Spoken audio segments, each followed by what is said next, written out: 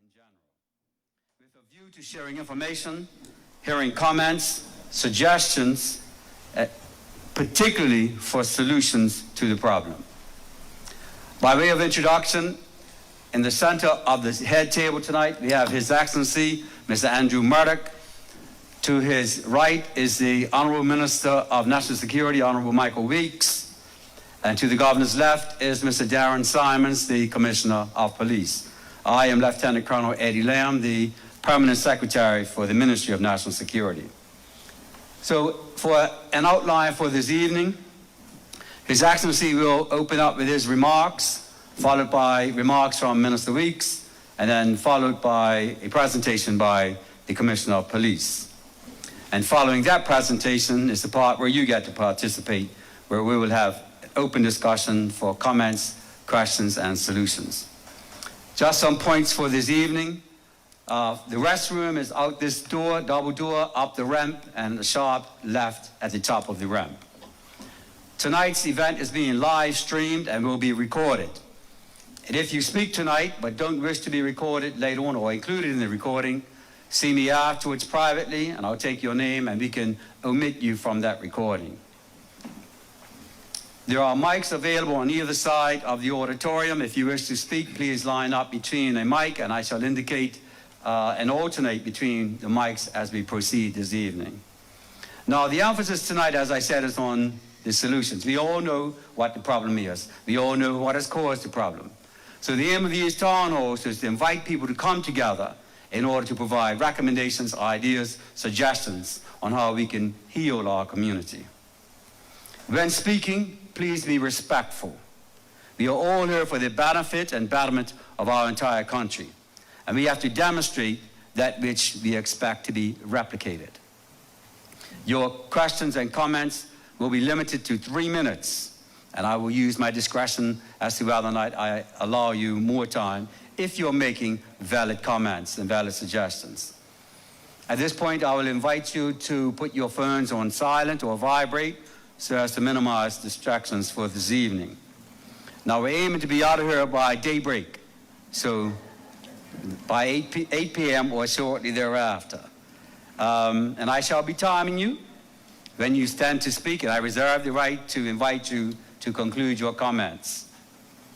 At this junction, if there are no questions, I'm going to open it up now to His Excellency the Governor for his comments. Your Excellency.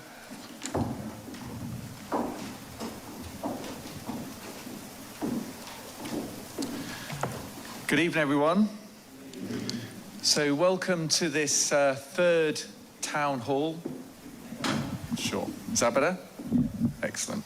So this third town hall, the intention is to know that we've had one in centre, out east, and now obviously leaving, I can't say the best to last, can I? I've got to be neutral, out here to finish the series. And as you've heard from the PS, this is very much a dialogue. You will get some presentations, mine will be short, and then you'll hear obviously from the Minister and the Commissioner as well. Some of that's to transmit some information to you to help inform the discussion. But the important bit as far as we're really concerned is we know what's in our heads already. It's really to hear from you. So why are we all here, the three of us lined up? You've got myself, obviously the Minister, and the Commissioner, but between the three of us, whether it's direct constitutional authority that's provided under the Constitution for the Governor over internal security or police, some of that's been delegated through to the Minister and his ministry, some of which are the decisions of those of government, and of course with the police you have the operational responsibility for policing. So between all three of us, we are responsible for policing and internal security as a whole. Obviously, there can be support from the UK, but on Ireland, this is it. And so I think it's right and proper that those responsible are accountable. And one of the things that we can have tonight is you can ask us questions as much as you contribute your views to, and I'd very much encourage you to do that.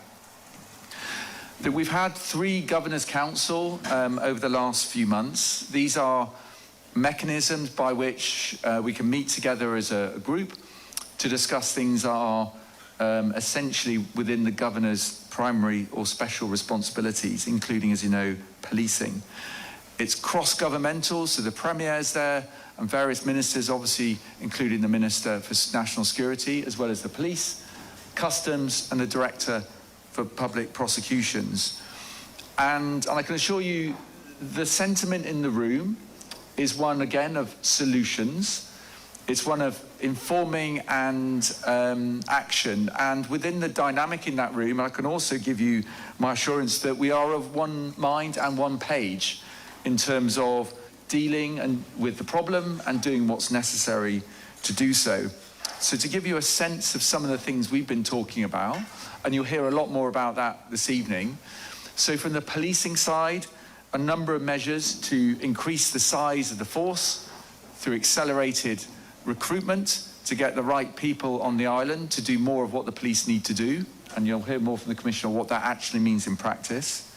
Some of that is technical expertise, whether it's for a temporary period while those recruitments take place. Other things about equipment and resourcing, some of it's in the covert space, other not, to make sure they can able to make the best use of their officers to deal with the problems.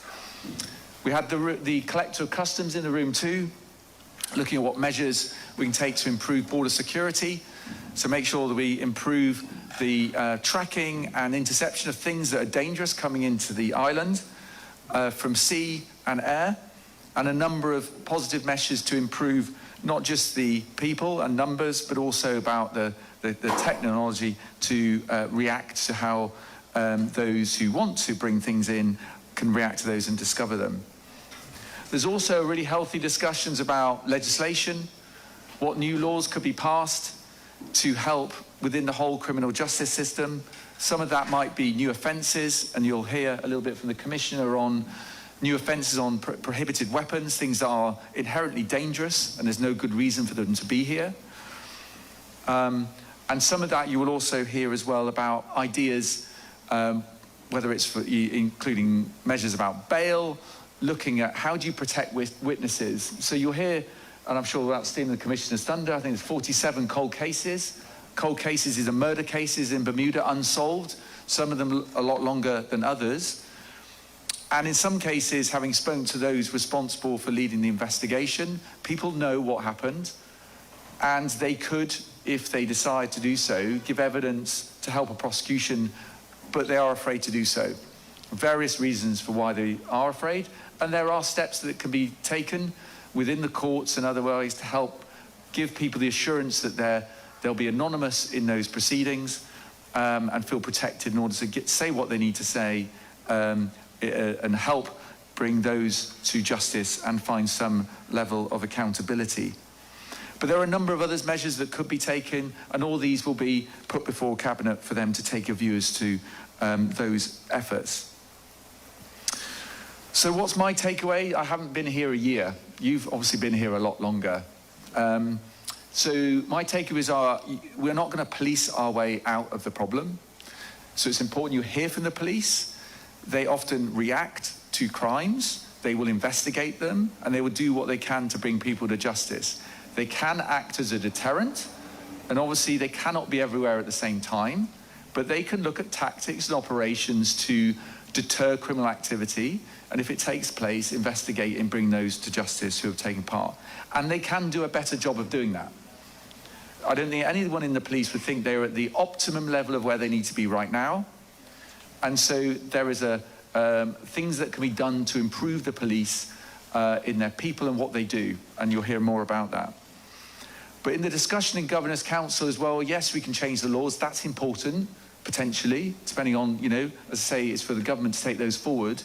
So you can look at that in terms of the kind of the back end of the problem, putting people into prison, looking at their rehabilitation programs for how they can be better citizens on the way out. But the really important thing that was also subject to good discussion was, how do you give choices to people who are making choices at the moment to go into this lifestyle, making the choices that it's the right thing for them to do to pick up a gun and use it against somebody else, to make choices to get involved, whether it's in gang culture, whether it's involved in drugs or other illegal activity. These are active choices that people are making, and they're becoming increasingly young. That is a trend that, you know, the benefit of coming in new is you can look at the history and look at the stats and look at the data, and it tells you a very clear picture. And that is happening here.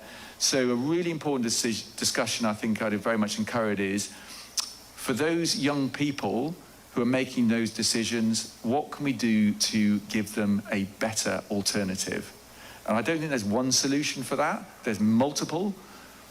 And once, you know, whether it's academia and employment activities, or, you know, how do you help the family, how do you help the home, all of these things are important, and I think you are better placed than others to contribute to that type of discussion as much as what your views of policing and the other systems. So do give your views on that. So ideas, thoughts, solutions, absolutely, but also recognizing this is a collective effort. It's not going to be done by Government House, it's not going to be done by the minister and his ministry, it's not going to be done by police, it's not going to be done alone by the community, but it will be done by all of those acting together. And that's why your voices and your views are really important. So I very much look forward to hearing them tonight. Thank you.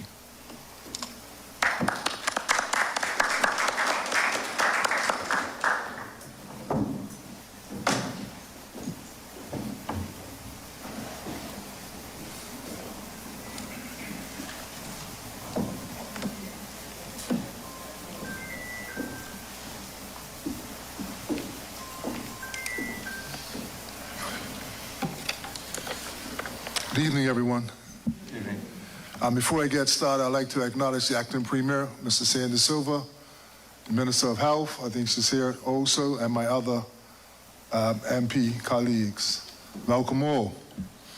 Let me start by thanking the residents, the parents, the educators, and community leaders for coming out once again to be a part of this ongoing national conversation. This is the third meeting in our series of community town halls on violence, and I want to acknowledge something that stands out at every single one of them. The turnout, the passion, and the ideas shared at each of these meetings show that Bermudians care deeply about their communities and our young people. What we are doing here, coming together to talk honestly, to share ideas, to hold each other accountable, is exactly how real change begins. Your presence here stands a strong message that we are ready to face this challenge together. So again, I thank you for being willing to come forward and be a part of the solution. Over the past few weeks, we've heard from parents who are afraid, from young men who feel trapped, from pastors, teachers, and neighbors who refuse to give up hope. We have listened and we have acted. Our discussions in St. George's and the central parishes help shape how we think about this issue, not just a policing challenge, but as a national one that cuts across socio-economic barriers, education, employment, health, and family life. So tonight, I want to emphasize one key message. The fight against gang and violent behavior is not the responsibility of the Ministry of National Security alone. It requires an all-of-government and all-of-community approach. That's why we have been working in close collaboration with other ministries. With the Ministry of Education, to strengthen life skills and emotional resilience, programs in our schools, giving our students tools to manage conflict, make better choices, and see a future beyond the gangs. With the Ministry of Youth, Social Development, and Seniors, to support our community clubs, after-school initiatives, and mentorship programs that provide safe spaces for our young people. With the Ministry of Economy and Labor, to expand training, apprenticeships, and job opportunities, because we know that employment is one of the strongest deterrents to crime. With the Ministry of Health, to ensure that mental health and trauma support are available for families and individuals impacted by violence. This level of coordination is about breaking down silos, because if we want to prevent violence, we must address the social, emotional, and economic issues that fuel it. But I stress that government alone cannot do it. We need the community. We need you as partners in this effort. Our community and sporting clubs, our churches, and our neighborhood organizations all have a vital role to play. We have seen firsthand that when communities are organized and united, violence decreases and hope grows. Every conversation you have with a young person, every time you volunteer, every time you choose to get involved, you are helping to shift the culture. We cannot, and I stress, we cannot arrest our way out of this problem. But we can educate, we can employ, and we can empower our way out of it. But we must do this together. Tonight's meeting is not just about talking. It's about building solutions that work. I know that many of you have strong views, constructive criticism, and new ideas. And I welcome that. Your feedback helps us make better policy and better decisions. Our goal is simple but vital: to ensure that Bermuda becomes a place where our young people feel valued, protected, and hopeful, and where violence has no place in our homes, our schools, or on our streets. So I thank you all again for being here tonight. Thank you for caring. Thank you for refusing to give up on our young people and our country. Together, through collaboration, compassion, and community leadership, we can and we will make a difference. This is our community, and we will move it forward together. Thank you, and I welcome any questions when it's question time.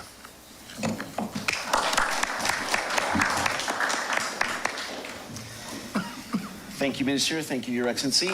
And good evening, all. Good evening. Excellent. I'm going to start off this evening just talking a little bit about the amnesty that we are going to be starting, which effectively or officially kicks off tomorrow. You would have seen some reporting in the Royal Gazette today, some pictures of some of the items that we're looking to get off the streets. And so for a month, starting tomorrow, ending the 17th of December, we're having an amnesty around prohibited weapons. So basically, as it stands right now, there are 11 prohibited weapons on the prohibited weapon list. And these are items, many of them are knives, they're, some of the new ones are what we call like a zombie knife, brass knuckles, concealed knives, cyclone knives, butterfly knives, flick knives. These are all basically articles that no individual would reasonably have in their possession. And certainly we don't want to see them sold in Bermuda. We don't want to see people possessing them in Bermuda. So they are being made illegal. Prohibited is the word that we use. And you're not allowed to possess, carry, sell, be concerned in selling those items. Now, before we make the 8 new ones unlawful, and full descriptions are in the newspaper and will be in tomorrow's media also. Before we make them illegal, we want to give people a chance to hand them in the event that you have them. And you can see we've got, we're calling it an amnesty bin, and we're going to have in 6 locations throughout the island. 3 of them are going to be at the police stations. 2 of them are at the Gorham stores, east or central and west, and the other one is at Warwick Camp. So those are the 6 locations that we're going to start with. We're going to make an assessment a week in to see, do we need other locations, or would other locations be beneficial? And we may announce some other location as time goes on. But we're going to start with the 6 that we have. And I would encourage you to encourage anyone that you know to think about, do I have any of these items in my possession, and encourage people to hand them over in the amnesty bins. And a key important part about that, about the amnesty, is that there would be no prosecution for the possession of them. So you can appreciate that 11 of them are already illegal, and all of them, it would be illegal to have them in a public place. But this amnesty is going to allow you to go from, let's say, your home to the amnesty bin to drop off the items, and there would be no prosecution for having them on that at that moment in time. And obviously that's been agreed with the Director of Public Prosecutions, Madam Clark. She has agreed that she will not be prosecuting individuals for the possession of those items. What has been asked at other town hall meetings is, what if those items were used previously in a commission of a crime? Well, the reality is those crimes are still going to be investigated, and if we have sufficient evidence, individuals would be prosecuted for the crimes that arise out of the criminal use of those items. So, people could reasonably expect that. But for the possession of the item, to hand it over in one of the amnesty bins, there is an amnesty for that. All right, I'm going to just go over a little bit or share a little bit of information with you, and bearing in mind that these town halls kind of really started as a result of three kind of significant incidents. We had the two on Court Street and the shooting at Legends Bar. So that really did cause some concern and fear in the community.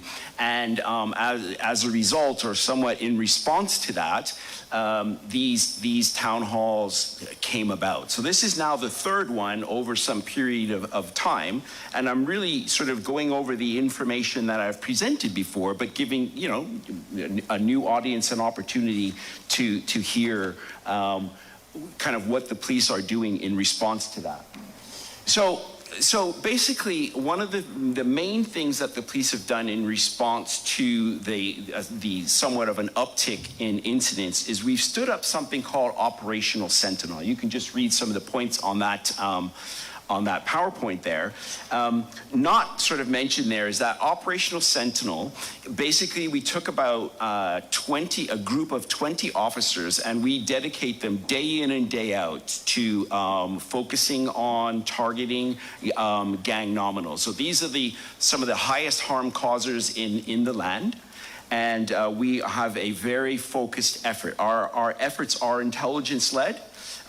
These group of about 20 officers have come from throughout the organization. And we're really focused on disrupting plan activity. We put these individuals where we know gang nominals are. I mean, we say gang nominals, gang members, people who are, connected to gangs, who associate with gangs and do the bidding of gang members. So we put them in areas where they are. We put them in areas where we know they are trafficking drugs. We put them in areas where we know that these are the police officers, in areas where we know that they are likely to use routes to travel back and forth, and we specifically target around traffic violations. Operational Sentinel is subject of daily reviews, and I think importantly, just to communicate how important this is to us, it's led by an assistant commissioner of crime, that is not the norm in terms of leading operations.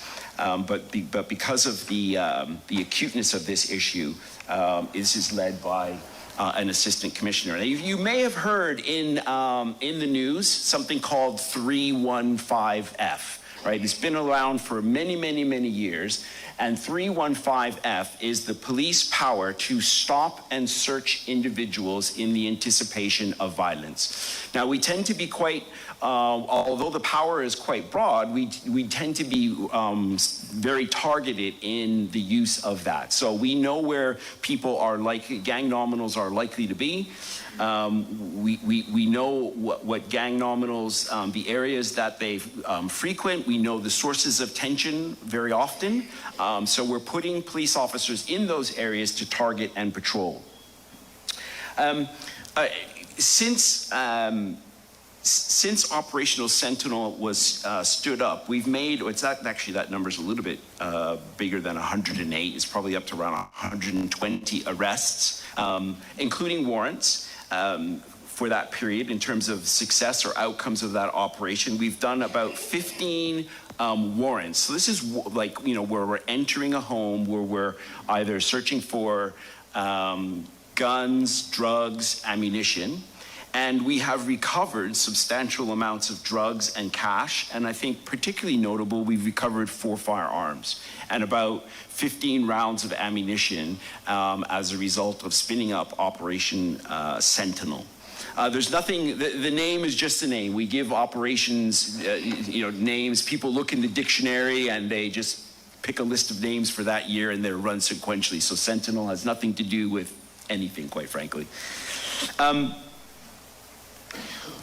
All right, one of the things that people don't often make a connection to is moving violation tickets or traffic enforcement. So we do a lot of traffic enforcement around gang nominals. Obviously, we have the rule of law, right? So we just can't arrest people willy-nilly. We have to have reasonable cause, reasonable grounds to suspect that people have committed, well, an offense has been committed and that individual has committed it. But one of the things tools that we also use is traffic enforcement, targeted traffic enforcement in the areas where we know gang nominals travel. And it just helps us to get a little bit of a control. You'd be surprised how many of these individuals don't have driver's license. And what's interesting is on one hand, sometimes we are gonna be ticketing you for, let's say, no driver's license, again, nominal, and then at the same time we actually might be putting a little bit of energy in a conversation about, look, you know, you could do this a little bit differently. Maybe we'll work with you and we'll help you. Why don't you have a driver's license? Why, you know, because we're trying to build relationships at the same time, because at the end of the day, we don't really want to be locking everybody up. We want behaviors to stop and change. So sometimes, you know, it's an enforcement activity, and then on the back of that, it could be, you know, some conversations about you really need to do things a little bit differently. If you're, I mean, we're in the West, so you may not be aware or may not see it, but we have significantly increased the amount of patrols we have in North Hamilton in particular. North Hamilton has been a seat of tension for a number of years now. A number of shootings have occurred in that area, and we are actually, because our staffing numbers are quite low, much of that extra patrol is on overtime, but it's obviously that important, and it helps to, our presence, we know, helps to bring calm. It brings calm to a situation. So we put a particular effort around patrolling North Hamilton. And we've made a number of arrests in those 3 significant firearms incidents that I referred to. I say it goes without saying, but it bears repeating that we need the community's assistance. We need community information. Now, perhaps the people that I'm speaking to here tonight aren't the ones that have the information that we need, but you'd be surprised if you happen to be in and around the areas where these, you know, negative incidents occurred. The little observations that you might make, you know, I saw a vehicle, I saw an individual, that can be particularly helpful. But we also need just, you know, real information about who's connected to who may have been involved in a particular crime. That's how crimes are really solved. I mean, unfortunately, we see a lot of TV, and crimes are solved in a 45-minute TV show through forensics alone. Let me tell you, if it was that easy, we'd be a lot further ahead. As the governor mentioned, we have about 47 unsolved murders, you know, going back over a number of years. But I am convinced, I know, that every single murder could possibly be solved if more people came forward. Now, yes, forensics are important.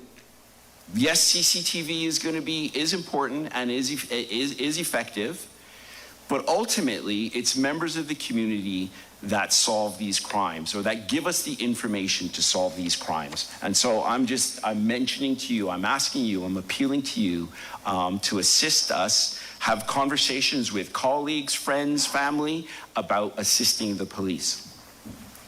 So we mentioned Operational Sentinel, and I've mentioned the fact that our staffing levels are quite low.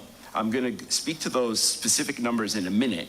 But one of the things that we've been able to do arising out of the Governor's Council and all coming together is that we have received some assistance from the UK in the form of a financial contribution to the tune of about £750,000 the UK government have given that we plan to use to bring in about 9 individuals to assist us to help bring our numbers up. And that's going to be in the form of 4 serious crime investigators, 3 crime analysts, 2 financial crime investigators, some additional covert equipment, and I'm also not part of the £750,000, but I'm also exploring some boots on the ground options from some of our overseas or partners to the police organizations in the Caribbean.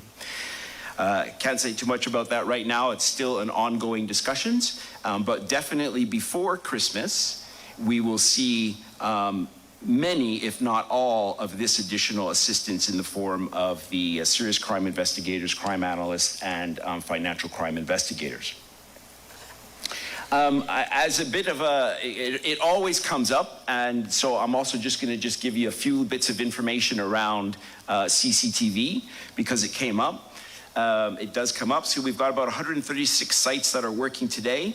There's a further approximate 21 sites that are going to be installed, and this is phase 2 of the program. So phase 1 of the CCTV program is complete. But we're going to be bringing some additionals. We have 460 views online, and I use the word views because sometimes in one camera you can have 4 different cameras inside, so you can't just say what a camera. So it's views. We have 460 views online, and when we're fully complete, we're going to have about 560. Some people have asked, how relevant or effective or is the CCTV? So we've had, that number has actually gone up. We've had about 400 requests for footage. The vast majority of those, I mean the overwhelming vast majority of those are internal. So they're police officers that are involved in investigating crime, and they have written to the CCTV department, hey, do you have any CCTV that covers this period, this location? It would be helpful for my investigation. The overwhelming majority of those have been complete. And it was very much a part of the news the most recent murder on Court Street, that there was cameras right at that junction. That murder happened, I think it was around 4:45, and those cameras literally came online about 5:10, 5:15. It was planned, it was all scheduled to happen that during day. It was just unfortunate that they weren't able to capture right at that location. However, like I said, we've got 460 views online, and we were able to capture about 20 minutes of footage relative to that incident. And obviously, without going into it a lot of detail, I can tell you that that has contributed to recovering substantial evidence and contributed to be able to making an arrest in there. And so I just highlight that CCTV and the investment in CCTV is working. LPR, license plate recognition, we've got about 12 of them that are active right now. That's so that we'll be able to know that a vehicle went through that location at that particular point in time. You've heard the news that we are going to be doing some speed cameras. There are about 28 different speed sites that are planned, and that should probably be coming online, I'm going to say, towards the end of summer in 2026. All right, so I know we talk an awful lot, or what preoccupies our minds, and rightly so, what preoccupies our minds is the violent crime. But what people often don't realize is that Bermuda, in terms of all crime, is really at we're not all-time low today. I can't say that exactly, but we are at some of the lowest all crime, since the top of that chart with the highest part, over 6,000 crimes a year, is in 2000. and you can see the bottom of that chart at its lowest is 2024. That's the very top line. I don't know if that's, okay, that's not working. The very top line is the all crime line, right? The line below it is why we have experienced the decline. So growing up, many of you would remember all kinds of stealing, breaking and entering. We're just not experiencing that level of crime or those types of crimes. We call it crimes against property to the degree we were, let's say, go back into the 2000s. Unfortunately, we looked at two bottom lines. That is crimes against property and crimes against the community and crimes against the person. And you can see those lines, for all intents and purposes, are really flat. So there's not been a significant change in the amount of crimes against the person. Now, we would clearly say that the nature of that crime has changed since the 2000s. We're now experiencing where there are many more murders. The highest amount of murders I think we've had in any single year is 8, and we've hit that number at least twice.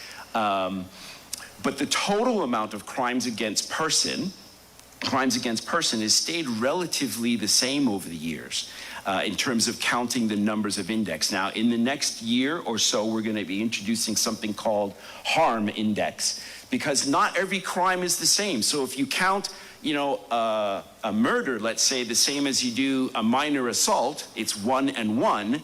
It doesn't really convey how much harm is being done. So from a statistical reporting perspective, we want to introduce information around the amount of harm that's being done, and we call that the harm index.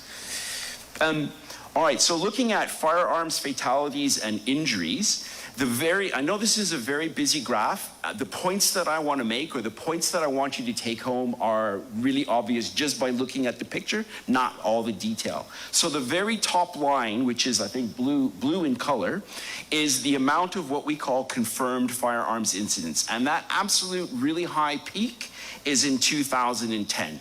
So in 2000, you can see, an escalation from very little in 2008 in terms of firearms incidents to a just, very significant peak, over 50, maybe near 55 firearms incidents in 2010. And those firearms incidents, when I say confirmed firearms incidents, we get, if I had to put unconfirmed on top of that, it would almost be double.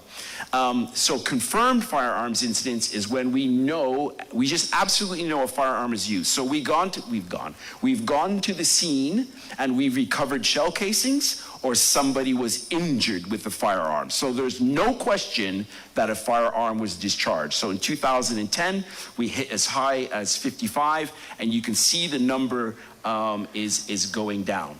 The other piece that I want to draw to your attention is the green line. Now, the green line is bladed weapon injuries. Hence the change in prohibited weapons, hence the increased focus around stop and search. So that line, you can see, is just, rapidly climbing up a hill. That is not the amount of incidents that the police have been called to. This is where metal has pierced skin. Somebody was injured as a result of a blade. And in 2023, this chart ends at 2024. I wanted to put whole years, because if I did 2025 not being complete, it just skews the graph.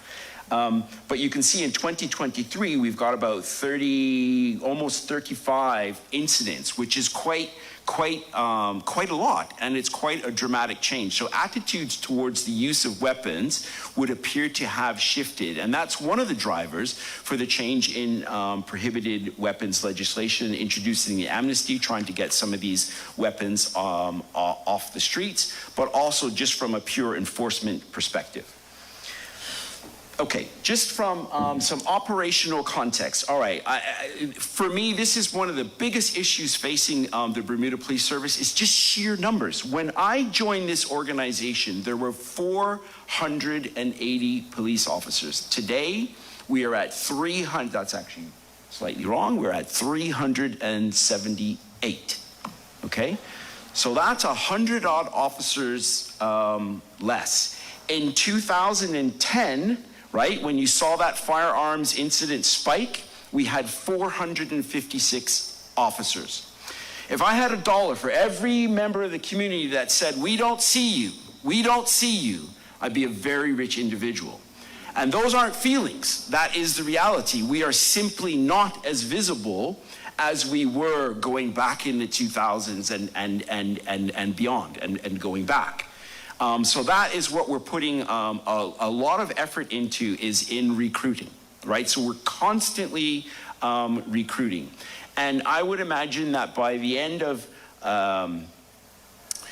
probably the end of first quarter 2026, or just a little bit into the second quarter in 2026, we should be up around 420 officers, which is going to make a significant difference in terms of our visibility. We are fortunate in Bermuda that the community welcomes the police, which is not the same in every single community you go to. You see it on the news, where the police are not, because they don't have as positive relationships as the Bermuda Police Service does. There are sometimes some very negative relationships between the police and the community. We've got work to do. Like the governor said, we haven't arrived, but we are in a good space, looking to even get better. When you talk about guns, blades, and collisions, I think it's just important to just have a little bit of, I get the question often about firearms. How many firearms are in circulation? Is Bermuda awash with firearms? And since 2021, there have been 69 firearms incidents. There have been 20 fatal and 35. Actually, that's not the point I want to make. Since 2014, right, we're talking about the numbers of firearms. Since 2014, year to date, there have been 88 unique firearms that the police have seen. And that is based on forensic data that would, just like, firearms kind of like have a fingerprint. The shell casings have a fingerprint. So we take all that information and we're able to identify 88 unique firearms. 31 of those firearms have been repeated. So we do often see a small group of firearms that are used over and over and over again. 42 of those 88 have been recovered, and 48 remain in circulation. Of note, the incident that happened, the murder of Ms. Miners on Court Street, that firearm actually was used in 13 other incidents. So the question about whether Bermuda is awash with firearms, the numbers are there, 88. 31 have been repeated. So what we have seen over the years is the repeated use of firearms. And very often, from a policing perspective, we can tell who may have, at early days, we can tell which gang may have been involved because we've made ballistic links. A high-level overview, there are 11 active gangs in Bermuda. Nearly all firearms incidents are perpetuated by Bermudian gang-connected individuals. Now, so you're saying, Simons, why you even mention that? Because in other places, that's not the case. In other places, because many of our Caribbean neighbors, and indeed in many of the overseas territories, are experiencing some of the same challenges that we are. They have, their own, if you'd like, that are involved in criminality, but they also, because of where they are in the region, have very often influx of gangs, criminal individuals that are migrating from other places. Like, for example, Haiti is, for all intents and purposes, a failed state. And many of our other OTs and Caribbean nations have to deal with other people coming in and creating that violence. The overwhelming, I could almost say 100%, but I'm stopping short of that just in case I didn't remember one. All of the violence in our community is committed by us. Now that's, on one hand, very sad, but on another hand, there's an opportunity that not other places have. This is our own. These are our sons. So there's an opportunity there. So if anyone, if any place had the opportunity to do things different, to have a different outcome, it's us. The reasons why the primary drivers for violence, we call it the 3 R's: respect, revenge, and revenue.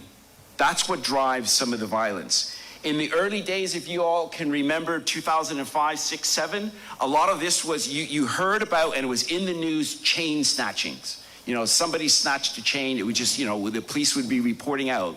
And then, of course, you know, one group snatches a chain, or a couple of individuals snatch a chain, and that just creates tension, and then it goes in this tit for tat kind of thing.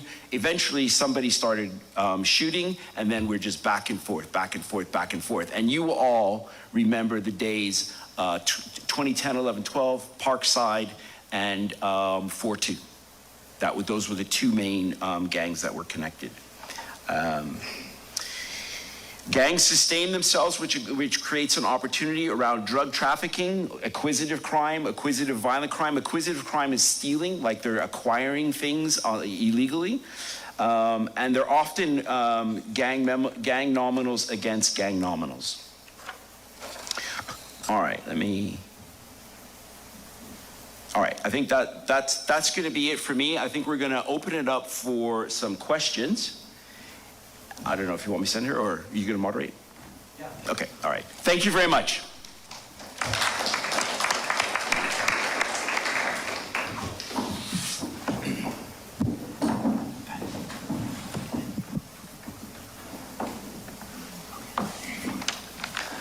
Thank you very much, Commissioner. This is the part in tonight's activities where you get to participate.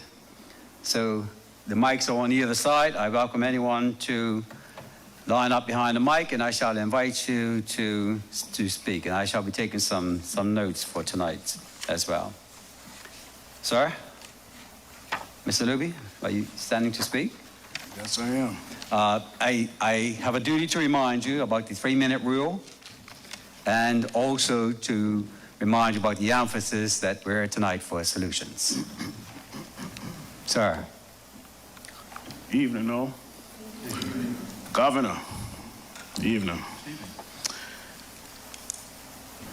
This might seem to be a little bit over the place, but there is a point, so just bear with me. As long as you do it in 3 minutes. No worries. Governor, when we as citizens go and sit down with our MPs and our ministers about different situations that we as citizens are dealing with in reference to governance problems in Bermuda, we are met with responses like, we have dropped the ball and whatever. There's no scenarios where we see these political entities actually finding the ball, picking it back up, and creating solutions for the issues that we in this community are facing. No one is supposed to be above the laws of this country. That includes those in governance. When we have a system where the head is not coordinated, there's chaos in the community. And that's what we've been experiencing through all this violence. There are many Bermudians that are in legal fights with the government over various issues. There are many Bermudians in judiciary fights that they cannot get access to deal with within these circles of justice. This system needs to be changed. The governance structure has always placed the needs of this population as afterthoughts, reactionary, no long-term social engineering vision. We know the solutions to these issues of violence because we've had literally decades of town hall meetings, consultants being highly paid consultants being that taxpayers pay for to deliver all types of solutions to all different things. these solutions are put on a shelf somewhere, not implemented to the full extent. Decade after decade, the problems grow. The solutions that were meant to design to deal with the issues a decade before still haven't been implemented. 40 years ago, members of this community stood up, prophesized what today would be like. These individuals were laughed at. They were called names by our political officials. Oh, you guys are just voices in the wilderness, you know what you're talking about, blah, blah, blah. They have been proven right.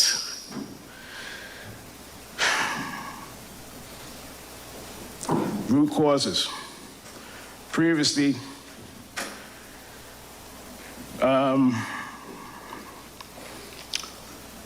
You're at 3 minutes, things Mr. Luby. Pardon? You're coming to an end shortly. You're at 3 minutes. save the family structure. It's obliterated. So how do you have any chance of any real future if the family structures are just decimated? During the general election, a teacher spoke, the last general election, a teacher spoke at a town hall meeting. The meeting was being recorded.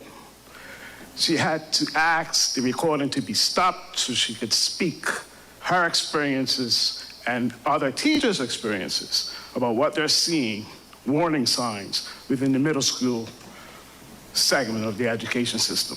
I'm not going to go to everything she said, but the point that stood out to me was 60% of the middle school population apparently does not have the basic skills and are being advanced socially. So when these kids graduate, what real future do they have? Are they going to be part of the next generation of gangsters? My point in that is we need to depoliticize a lot of entity structures that exist on this island. Education, get rid of any ties to party politics. If your teachers who are dealing with your children the most during the day can't even speak to you community about what they see, how is anything supposed to be addressed? When young people don't see successful black men from their own walks of life, from their own communities, what options do they see for themselves? Okay, Mr. Luby, you're at 5 minutes now. I'm going to Well, all invite you right, was to my bring it last to a point, close. and I appreciate the. I see that. And I see that. appreciate that doesn't mean the, no one else wishes to speak. I see that, brother. Poverty. Generations,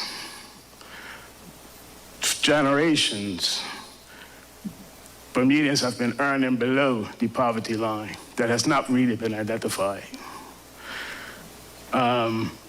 We have now become this powerhouse, economic powerhouse for financial services, IB and everything. It is time for this population to take control of your governance system to the point where solutions to end poverty, such as a sovereign wealth fund that has no ties to anybody in government. This fund should be used to eradicate poverty in Bermuda. Pay Bermudians monthly dividends where they have the actual capital to do things instead of barely surviving. And I'll cut it short there. I appreciate the indulgence. Absolutely. Thank you very much, Mr. Luby.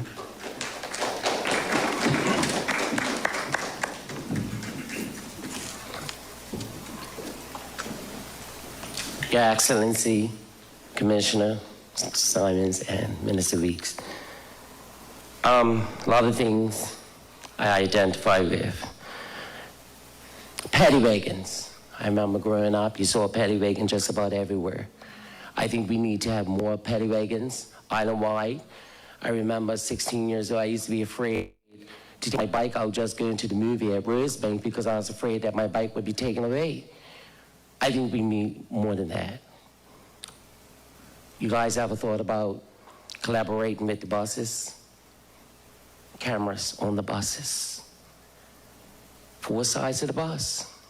When things happen. Can I just interrupt you? Yes. Do the new buses they recently have cameras? Yes, but they need to be liaison with the police. Okay, gotcha. Where the police can have control over visual looking at whatever happens outside of those 4 buses and inside of the 4 buses.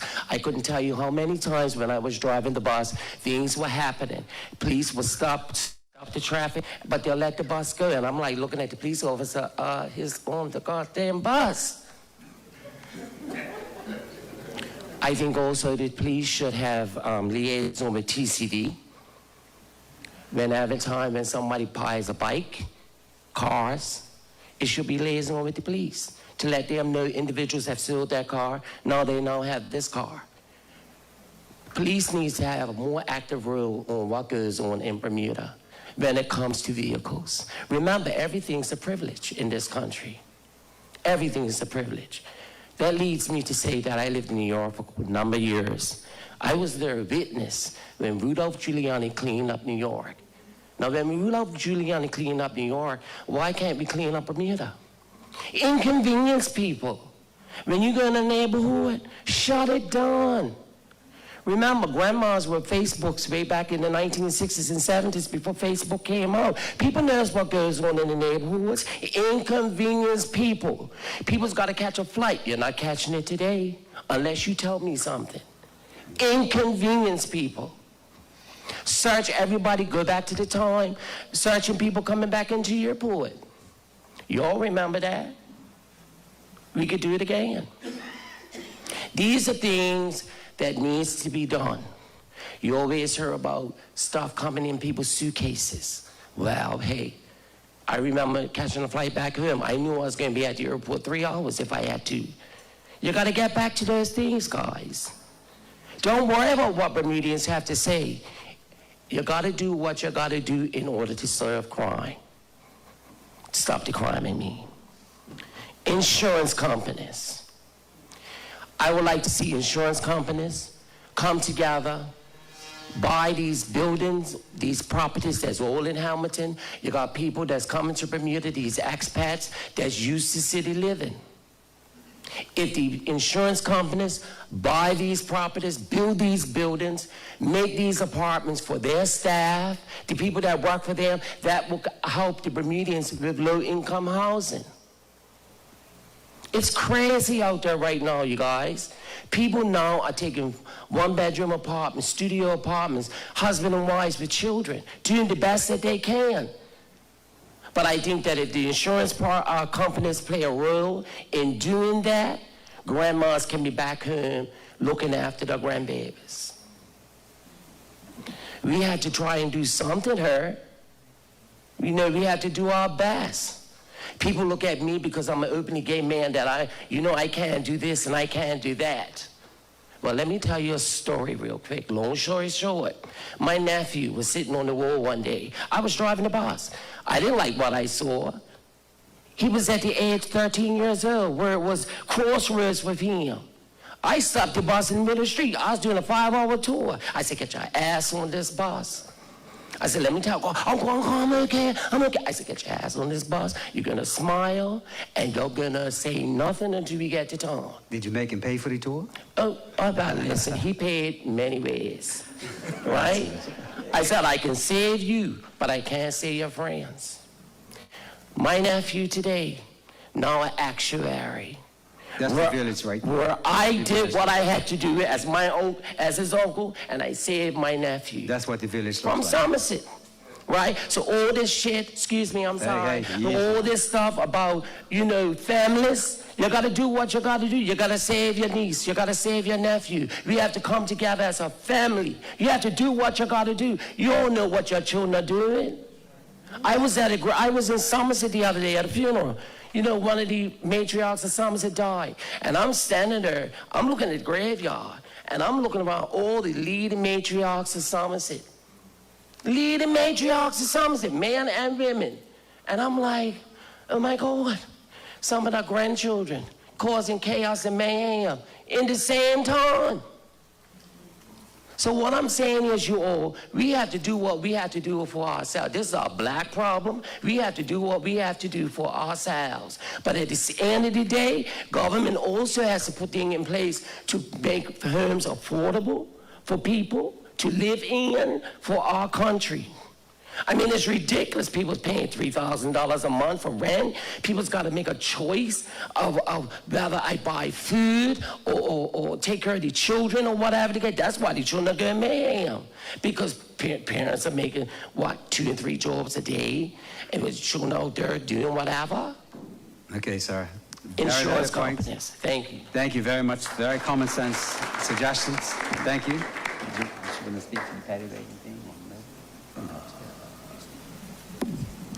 We do liaise with TCD, so every time there's a change of vehicles, we know because we have access to those systems. In terms of paddy wagons, ironically, we've actually just purchased a couple of paddy wagons that'll be here in the new year because we recognize that when we did patrol like that, it had an impact on individuals, and we want to get back to that kind of enforcement.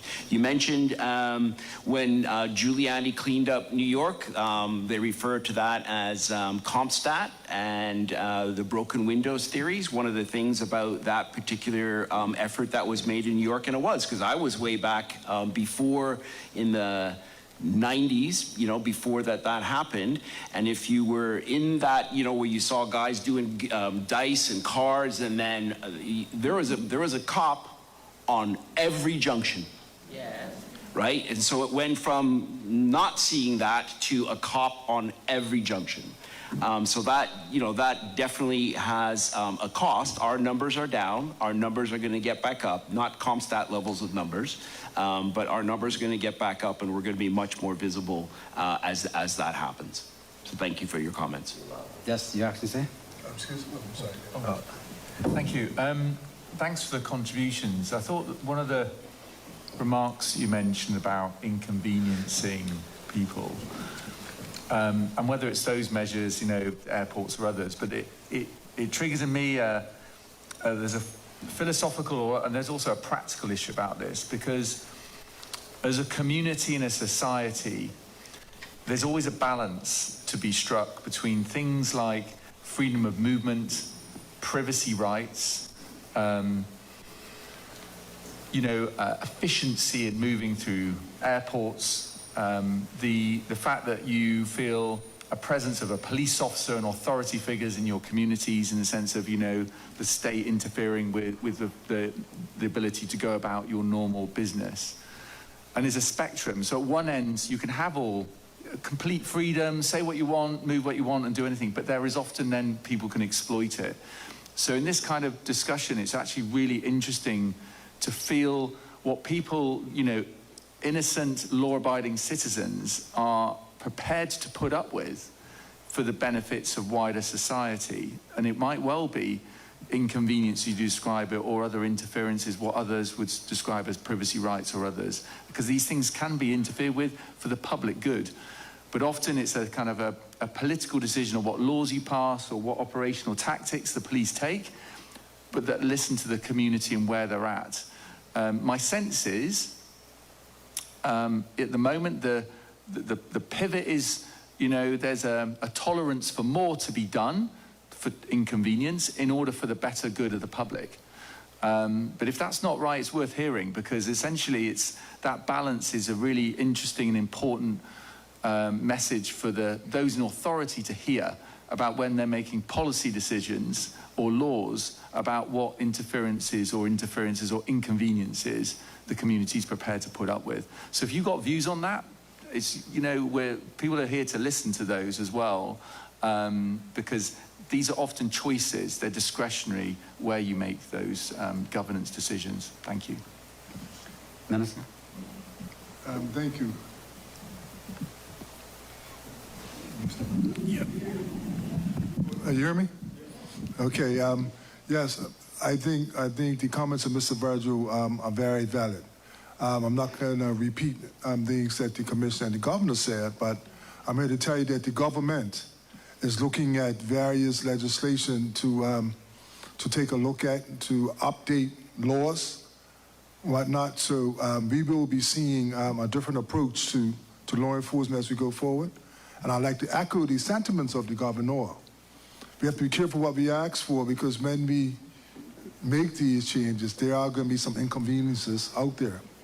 But I also want to stress that this government is in the process now of making plans to create, I think, upwards of 100, 150 low-cost housing, Deputy, over the next year.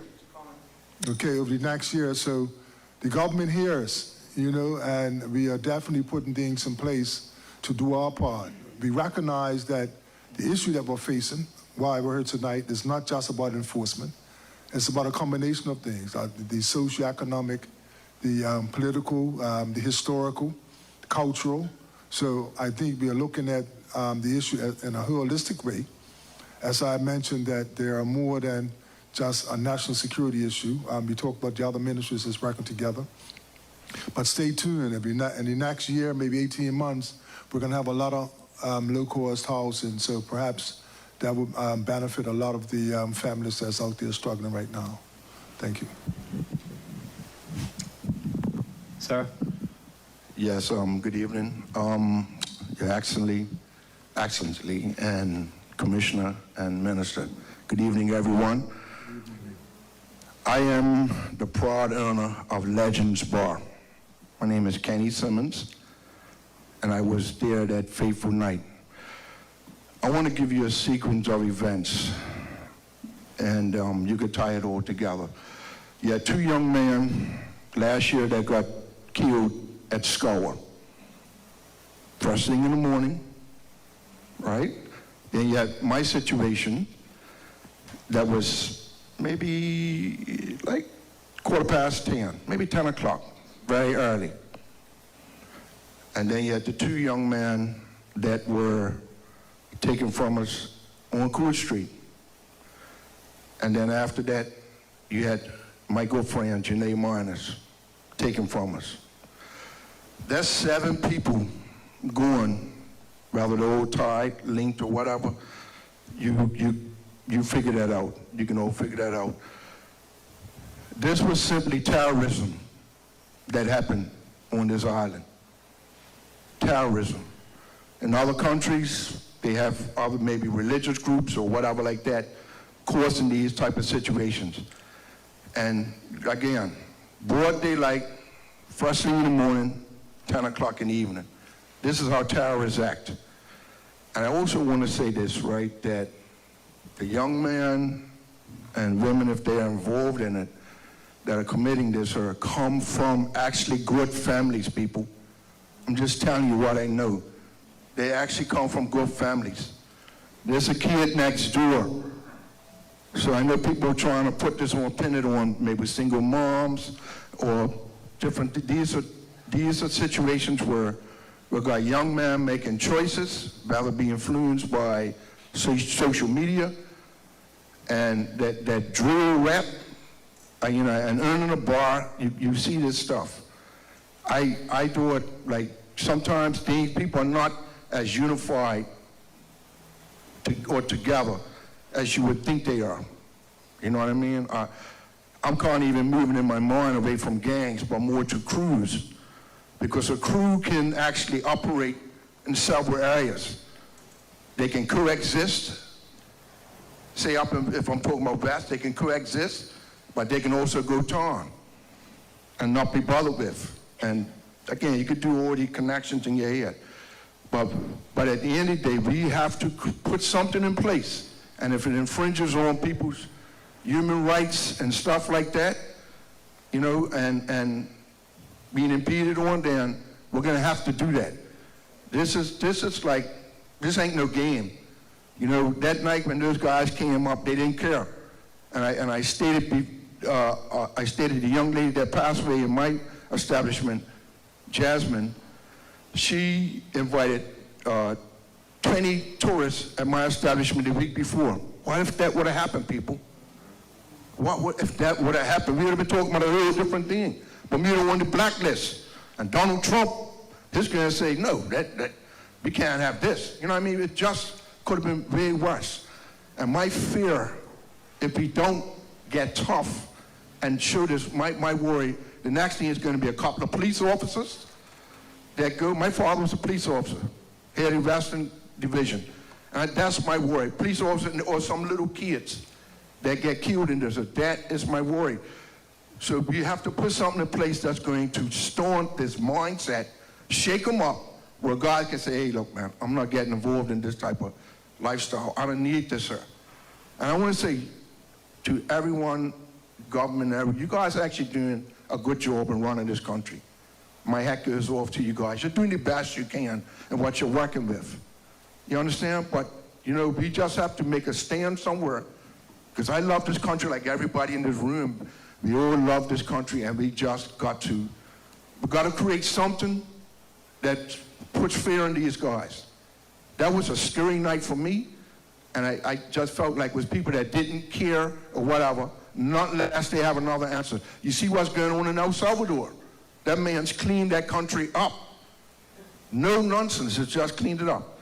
But anyway, man, I just want to thank you for this, guys, for doing this town hall. Thank you again for this time. Thank you very much, Brian.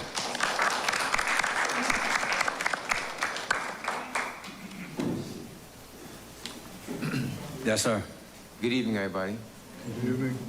I'm hearing tonight that basically, how do we deter these youth, grown men, children, from what I've seen and heard? How do we do that? I'm going to ask a few questions. One, what does the taxpayer pay for when somebody commit a crime, shooting, killing, raping, whatever that is, to go up to casemates or wherever up in Somerset? I feel that we should really look at how do we address these type of crimes. It's not going to happen here. We have to deter these young women, men, whoever they are. Don't put them up in Somerset. Find somewhere. The cost, I'm so sure that what we pay here, which I don't know, let's say it's $50, I'm just doing a number, and you want to send them down to the UK or somewhere else in the Caribbean, somewhere else, which they have no interconnection with their friends, their family, or none of that. In my opinion, that will break it, because nobody wants to go down there and have to poop in one toilet, no TV, and going outside for a sledgehammer to hit a piece of rock. That it. Ain't not gonna happen. You have to deter the mentality. And these gangs or crews or whatever's out there are recruiting young people. That's what they're doing. So we have to save those young people, and if you put the fear of God in them, they will scream and say, hey, no, it was David Green who recruited me, or Zandy Silva, or Pastor Leroy, or somebody. You have to break the mental part of this and put the fear of God in them, and that's, I believe, you'll get the country back that way. Thank you. Thank you very much, sir. Okay, Corin? Good evening. Good evening, everyone. Your Excellency, Minister, Commissioner, Moderator, community. My name is Corin Smith. I'm here as a member of the Imperial Group. Very honored and humbled to be working with my partners, Gladwin Simmons and Eugene Dean. Tonight, I speak from lived history, from decades of frontline experience with the very youth who later formed the core of Bermuda's gang crisis, now being called terrorists. Teenagers in the 90s, when they were being recruited, because black men have always been a problem, according to our own narrative. These young men did not appear suddenly. The roots trace back a full generation. In the 1990s, many of these same young men were mobilized politically, leading into the 1998 election. They showed up, they participated, they supported the transition to black majority leadership. But once the victory was secured, they were sidelined. Their realities were ignored, their needs were unaddressed, and the social conditions around them continued to deteriorate. The situation became so serious that government commissioned a study on black males That study ultimately confirmed rising hostility, mistrust, and disillusionment among young black men, and it was buried because it was politically inconvenient. Meanwhile, in 2004, those closest to the ground saw the danger clearly. Warnings were relayed by our team members directly to leadership. Quote, "The conditions among the hardcore element are becoming explosive," end quote. Shortly after, the Wellington Oval fracas confirmed this truth in 2004. A presentation was then made at the cabinet level, and leadership acknowledged the accuracy and urgency of the assessment. But despite the recognition, no meaningful collaboration followed. No sustained partnership, no long-term structural intervention. Instead, Bermuda was offered lip service, fragmented programs, and superficial alternatives that lacked hardcore credibility and cultural understanding. And because these issues remained unaddressed, the predictable happened. Bermuda entered the era of gun violence. 20 years later, we are still dealing with the same root causes that were clearly identified long before the first shots were fired. Tonight is not about blame, it is about truth.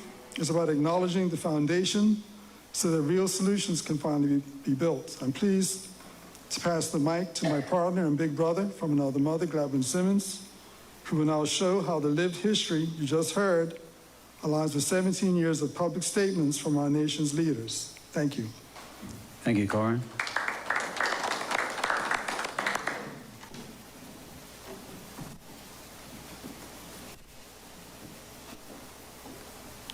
Good night, Bermuda. I think it's important to, first and foremost, acknowledge the people whose shoulders we all stand on. Our honorables, Weeks, Axis Lee Murdoch, and the Commissioner of Police. All right?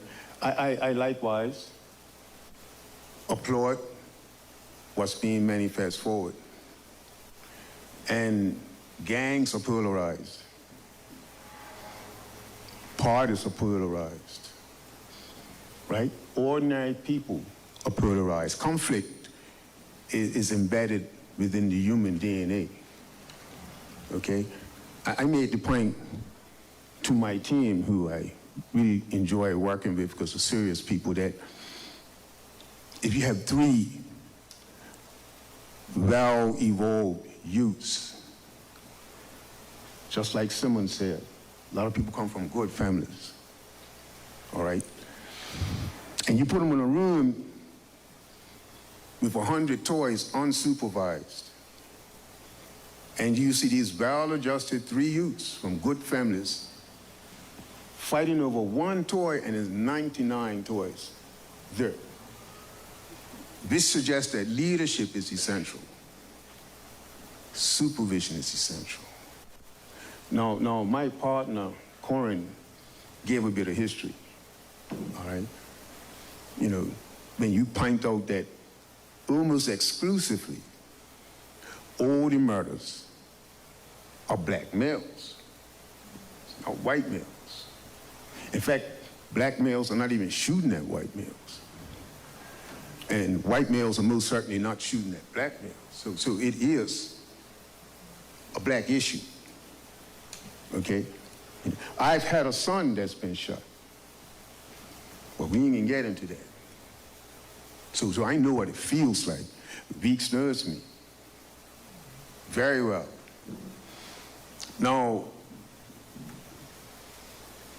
we have a lot we can do, but we really ain't working together, okay, for political reasons. We need to grow beyond that. Okay, particularly people that are in power. Because the people that's in power, like first and foremost, I'm first responsible for setting the example, not the people that ain't. Okay? We could have long nipped this thing in the bud if we were working with people that we know have the proximity. I know your son, Zorro, and I know all of that very well. Quentin and all the boys, both in time. My brethren, Leroy Passer Bean, you guys are tight. He knows the political vibe. Dale Butler. I was the first to show the PLP that what we are experiencing now was coming before it happened. Dale was her. He was in cabinet, along with Ashley Devane. That's when Jennifer Smith was in party, right? I came and I said, yo, things are about to jump off of our black youths. People didn't have a clue, okay?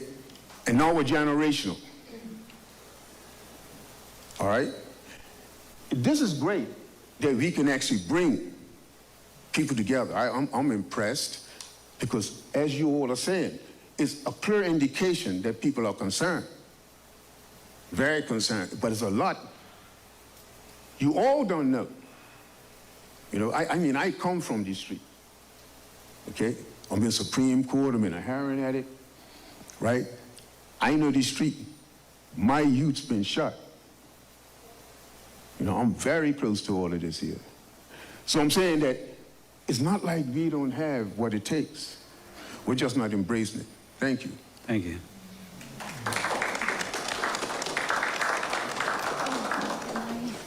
Yes, ma'am. Hi. I clearly wasn't intending to speak, so I had to make some notes as I'm listening. I have a lot of questions, but this tonight is not about that, so I'll catch up with you all later about my questions, especially because I was analyzing a lot of the stuff that you had. So a couple of suggestions I'm going to make, if not already.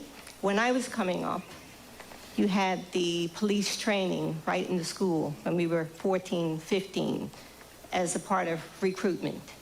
If you don't have that, the fact that you let them stay in school 2 extra years, which I'm not quite sure what that's all about yet, I would think we would be able to do something about the recruitment from a school level. We're talking about signature schools, trades. Why aren't we having this? We're looking for police. We're trying to hire police. And not only from the policing, you had up statistics about the FIA, which is financial crime, which is a big part of my background, working for the IMF, being a regulator, training the actual first FIA and speaking to the Egmont that first came to Bermuda Police before you were. These types of training are available in concert with Bermuda College. They're not pushed anymore. While these lot are in school, these are things that we could be doing right now, adding to the school. And I've had people ask me in the schools, can they do that simultaneously, training them, letting them get their certifications, which actually bring them at master's level before they even come out of high school and into these IB jobs, talking about poverty and things like that, bringing their salaries up. Another thing that I would like to say is earlier this year, if not last year, I lose track of time, Bermuda College, through the new head there, he did a community involvement. If you haven't gotten the information from that, I would strongly suggest it. They had groups of 11 tables, financial, on crime, on the economy, on killings, all different things, and they kept a record of that, suggestions. They were very, very good, and what I found really interesting, because you had to move around each table, was there were specific people there who were speaking to their experience, like the gentleman who just had, who actually knew, not people like me who had no real contact about what's really going on as far as crime is concerned. They had crime in their family, drugs, all of that right in their family. So I would really suggest that that's some data that's available to you. Can I read my own writing from here? Again, numbers. I think there's a bit of cynicism about, and I'm really glad to see the number of men here. I always hear you can't get Bermudian young boys because they can't pass the drug test. Not true. And I'll take that up with you personally afterwards for specific things. What else do we have here? Judicial calendar. I hear you talk about you're going to be passing laws. To the extent that the judicial calendar normally runs about 3 years in Bermuda before you even get on the slate. I don't know to what timetable we can, but if things are of the essence, that they move up in the calendar, and who actually is drafting that. Because a lot of times I find that things are drafted, but they're not drafted with professionals who's been in the industry for so long. So in my industry, we actually use the lawyers who have been in practice for 10, 20, 30 years, and we offer our time for free so that you do the actual drafting properly and easily. And I see a lot of legislation in countries that we don't just, you can kind of yank them and adapt them much quicker than actually coming up with the, and then I think prisons is my last thing. And it's nice to see Mr. Lamb, if I remember correctly, used to be one of the prison commissioners. Corrections Commissioner. I'd like to difference.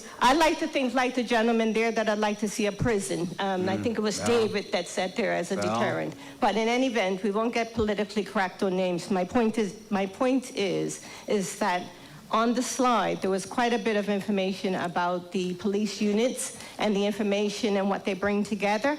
There's a lot of information within the prison system, within the gangs, which is why I take to David's point about, I don't know if you can actually do that, the legalities of moving them to another country, but a lot of this gang-related communications happen still while they're in prison. That is correct. And a lot of them don't have the programs that were in place when you were there. Okay, thank you very much, ma'am. I think I owe it to the audience just to clarify a number of points you made, particularly around legislation. I just want to say that the Attorney General's Chambers has a whole section of drafters. Allow me, who are highly competent and highly professional and very skilled, who draft legislation every day of the week. And it doesn't take 3 years for, pardon? No, I'm only clarifying that it doesn't take 3 years. Oh, wow, okay.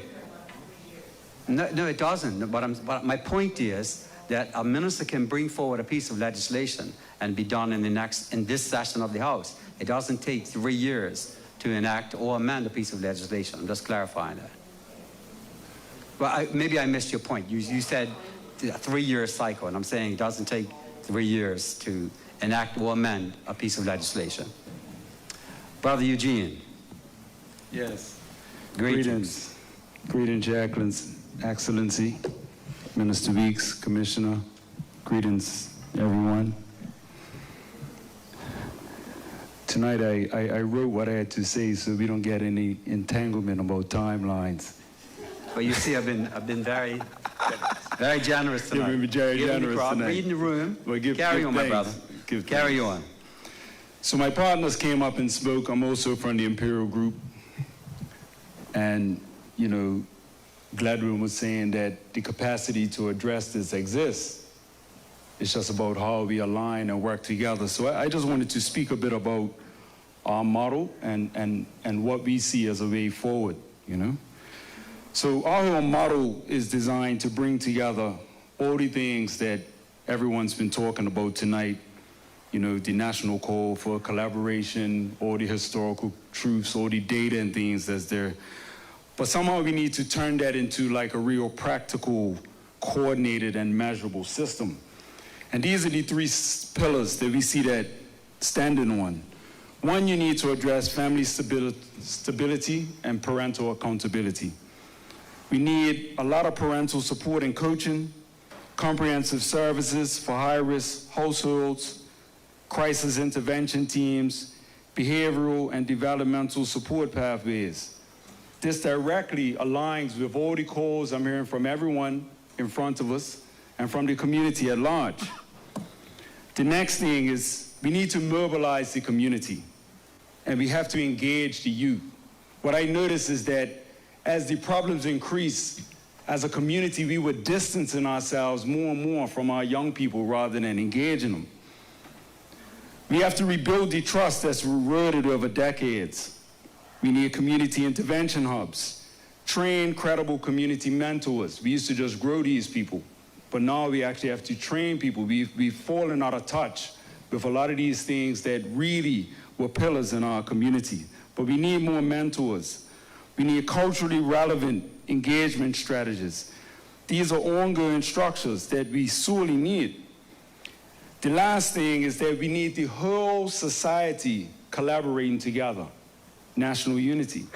Everyone, police, schools, churches, agencies, families, private sector, all working from one framework, one timeline, one set of indicators, one national prevention roadmap.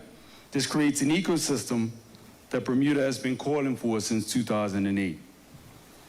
So what do we need from the governor and the commissioner? We're not here asking for money. There's enough money in this country. If we can work together, we can access it and use it to address our needs.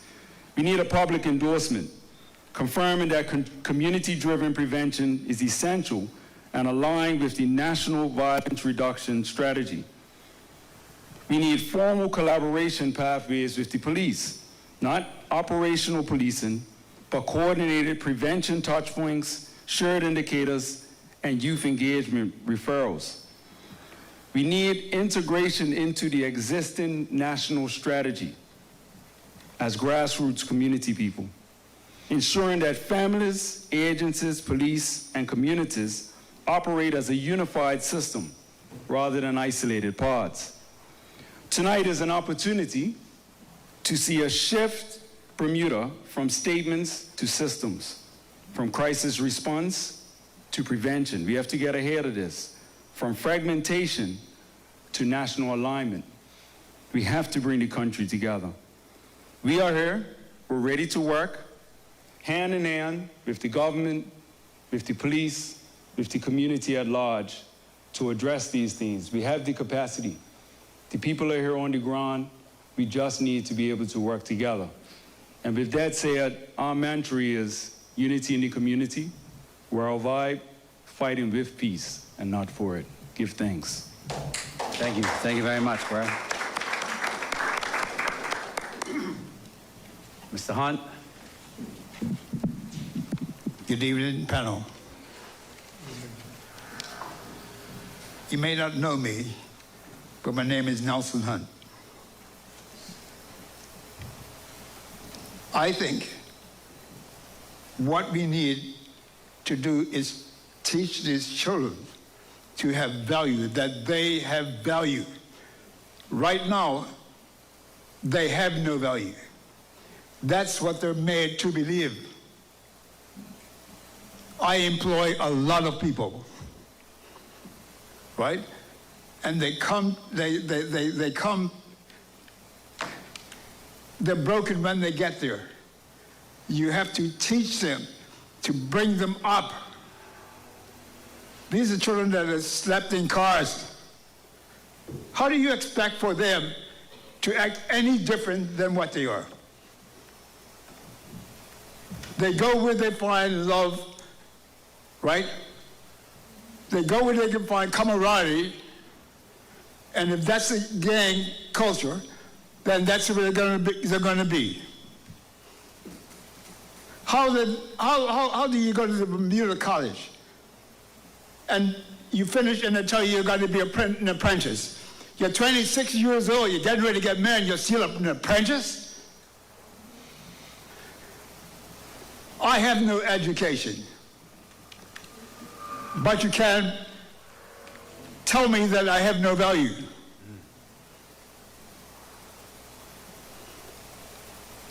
The mortgage bank, I put it together. Southlands, I put it together. And do you know, I have never been invited to a hotel, the meetings of the hotel commission or anything like that. How do you, look, the kids have nothing to aspire to.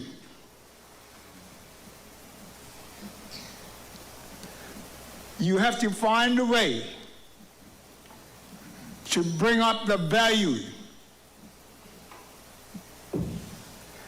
Otherwise, you know, I feel what they feel. Because I come from a poor family. But I have value. You cast them out. Until we can establish that, we're going to have a real problem on the hands. 5 people sleeping in 1 bedroom if they can get an apartment. They're sleeping up in cars up on the property that I own. I can build 250-room mixed-use apartments. We have the permission since 2009. Can we get it across to the housing? No. Look, I'm going 80 years old. Is it going to happen in my lifetime? These guys are a bunch of jokers. What I figured, I figured it out already. Black people don't have the ideas. That's why we're left behind. But they can't tell me that because I know that I have value. We can turn this situation around. Give them the housing that they need. We have the solution. Will they pay attention to me? I doubt it.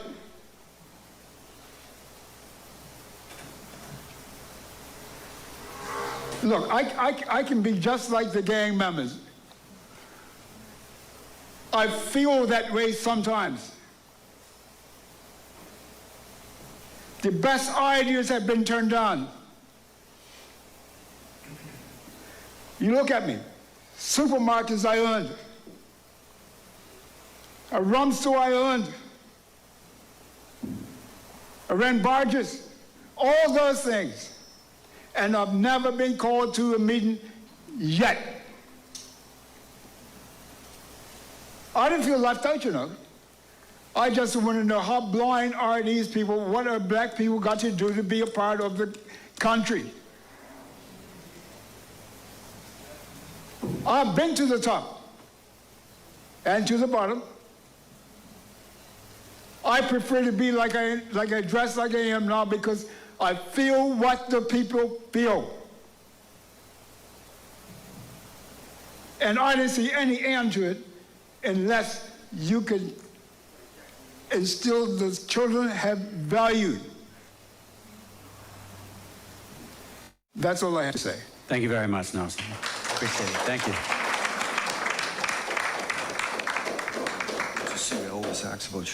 Yeah. Mr. Butler. To the distinguished panel, the 3 musketeers. Ladies and gentlemen, we cannot even get rid of wild chickens in this country, and you're attempting to deal with this massive problem. Unbelievable. And we get 3 minutes tonight. There is a history behind all of this. You can read it in Larry Scott's book, It's Only 4%. Gladwin, Simmons, Corey, Mr. Dean, Ross McCall have been presenting ideas for years that were ignored. Dr. Hudson and I wrote about issues ignored.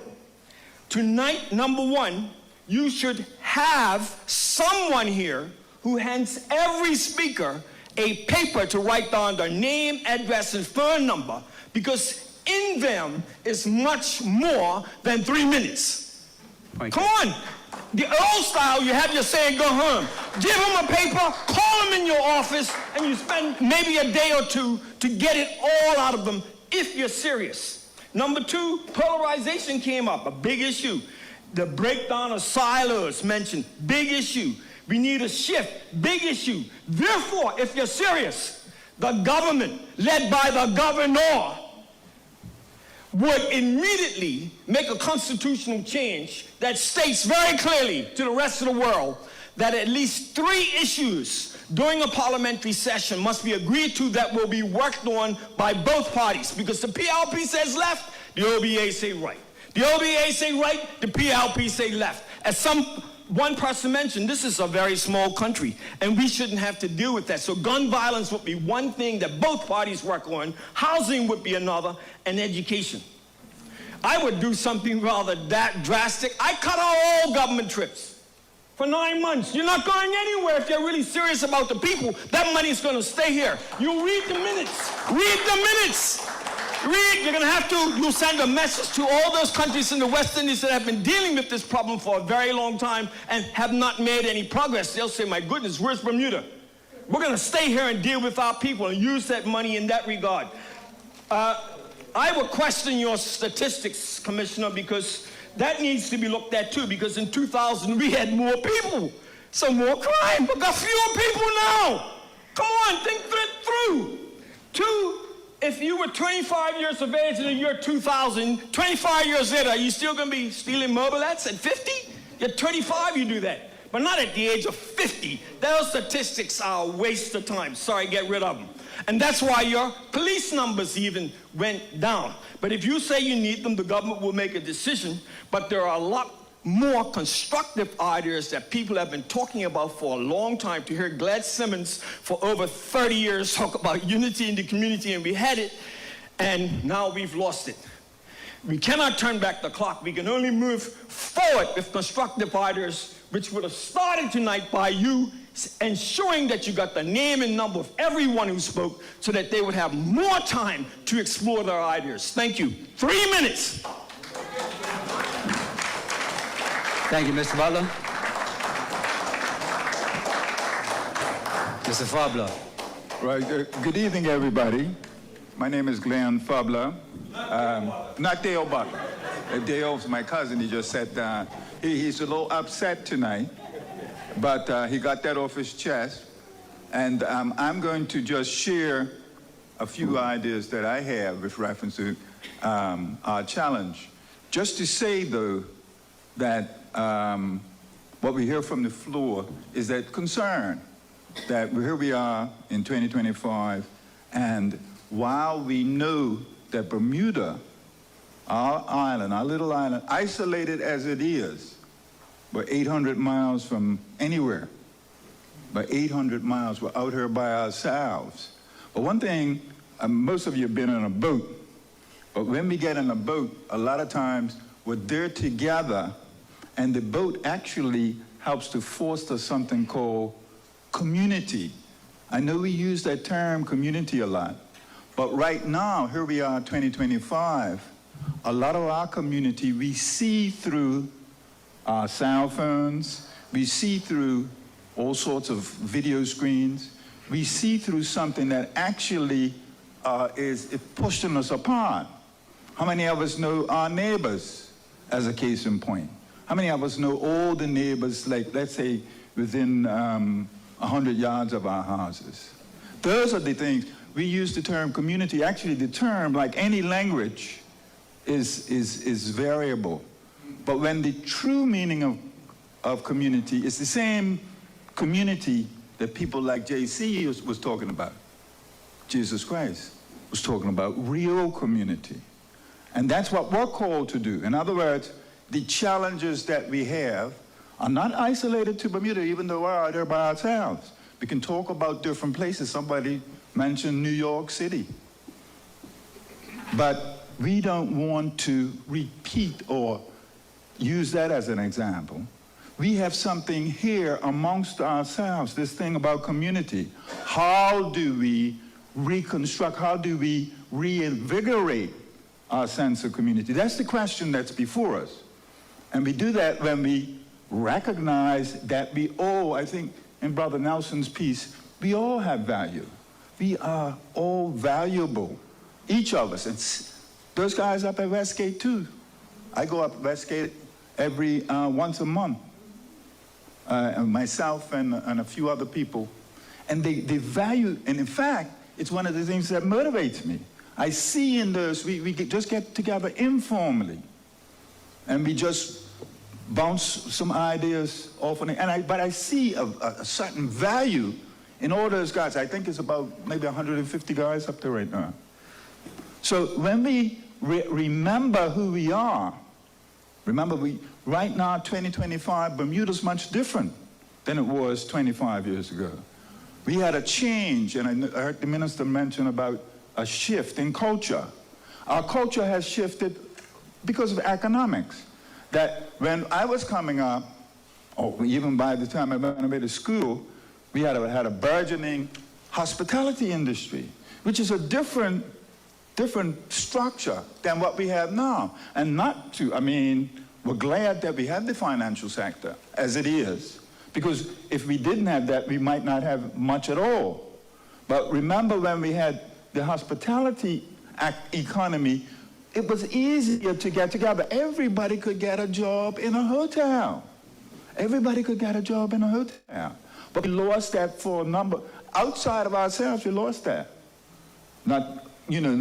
And so we have a different, and so those boys, those young men, and even myself, I went on, I went on to this tertiary degree, but I'm not too sure if I was coming up now, if I wanted to work in the financial sector. There's a cultural issue there. So, but this is what we have. But the other thing that we do have is that we know each other. We know each other. And if I might ask, just for a favor from the MC, just before we leave, could we ask each other, ask all of us, to meet one person that we don't know before we came in the meeting? And that's how we begin to re-establish. You did that? You just did. Okay, right. So before we leave, thank you. Before we leave, let's meet one person, just one, that we don't know. And that's how we build community. That's what we're called to do, to build community. And we have a history.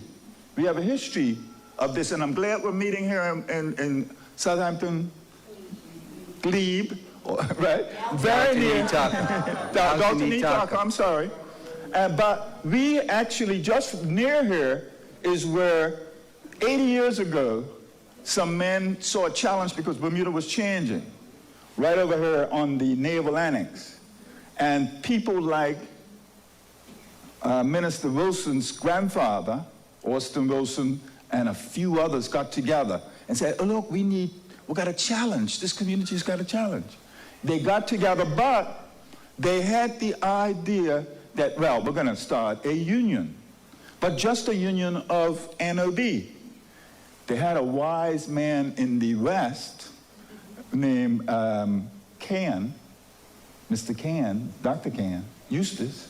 He said, no, let's widen it. And that's what I hear coming up from the floor tonight, is that let's not just be in our silo up here. Let's recognize that we need a Bermuda Workers Association. So out of that suggestion, they created the Bermuda Workers Association. Then that became the BRU. And that social movement helped to transform a very backward Bermuda, very backward, and we enjoy those benefits today. So that vision, in other words, what we need to do is reignite our vision to include everybody in that vision. And in including everybody, we know we have to work together. And I've already approached the minister. We're going to be working on something very soon. And we need to be working, Brother Glad, I've worked with Brother Glad, unity in the community. I've worked with many people in this space here. And so even though I don't come from the West End right now, we're just one island. One love. Thanks a lot. Thank you very much, Leon. Ms. Horton, you have the mic. Good evening, everybody. Good evening, panel, and everyone else. I just want to say that I have heard enough solutions tonight, and I like this mic. This mic over here has been very powerful tonight. And so I would hope that we would find these gentlemen who have spoken tonight, put them in a room, and let's work this out. I mean, we have people amongst us. I too work with Glenn all the time. We have to, and I mean, many of us are educators who are not listened to anymore. You know, our date has gone by, the government feels. You know, the sell by date. So, you know, that's one of the issues we have today. And I mean, I look at the problems with public education. What a mess. But we went to Australia to find solutions. And many $1 million later, we're trying to refix it.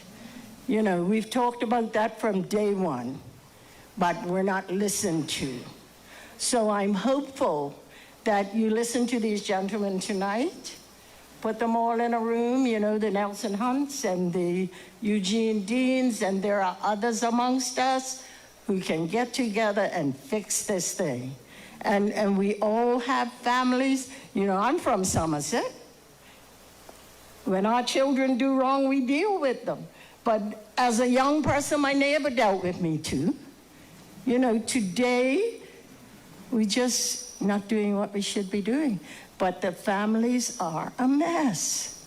The families are a mess for the real reasons they talked about.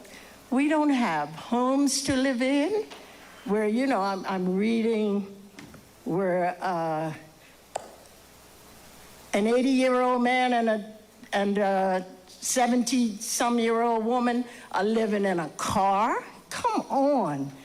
This is ridiculous. I think of our people who live in that god-awful place in St. David's. No. But you know the place I'm talking about in St. David's. All I heard was St. David's. I'm not talking about St. David's. But I agree. On the former base. Yeah, I agree. That place needs to have been fixed many moons ago. I have gone in there to teach young people, you know, who for some reason or other couldn't come to school, and I've gone into there to teach people. My heart aches. My heart aches for every family who lives in there. And the rest of us are like, I was thankful for Dale saying, stay home, because I think of every time we travel with an entourage. There you go. And you know we don't travel in the back of the plane. So think of the amount of money we could have put into this community. And my heart aches for my people. And you know, I do what I can, or what I'm allowed to do. Get a lot of flack for doing that. Reach a smile, you know what I'm talking about. So, you know, we really have to be very serious if we want to fix it. And we're going to have to include all of us. And, you know, some of us can still help with the school system. You know, some of us can still help with families. And we're willing. And, you know, thank heavens we still have this, because a lot of us don't. And, you know, so while we're able, take advantage. We don't even charge. Thank you. Thank you very much, Ms. Horton. Rest okay for now. See you wearing the shirt. I'm sorry, I'm not as tall as Ms. Horton. Good evening. My name is Tiffany Thomas. I am the founder of Transitional Community Services, which is a registered charity that was founded to meet the needs. Thank you, Mr. Dean. That was founded to meet the needs of at-risk young men 18 to 34. And I share that because two things that make our program very unique is, one, every young man that is a part of our program is there because he wants to be. It doesn't matter if he came from corrections. It doesn't matter if he was referred through the court system. It doesn't matter if he was referred from school, family, wherever. At some point in his journey, he has said, yes, I want a part of your program.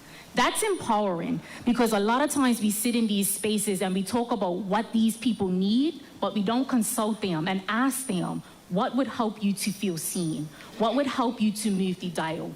Do you even want to change your life? Because that's a conversation worth having as well. Additionally, the other thing that makes our program unique is the fact that we haven't designed a program and expected these young men to fit into the box. We've co-created something that meets the need that they say they have. And so a lot of times I sit in these spaces and sit in these town halls, and as empowering as it is for us, those of us who think that we have amazing ideas, and we do, it's also very disappointing because we're talking about plans and solutions for people who are not in the room.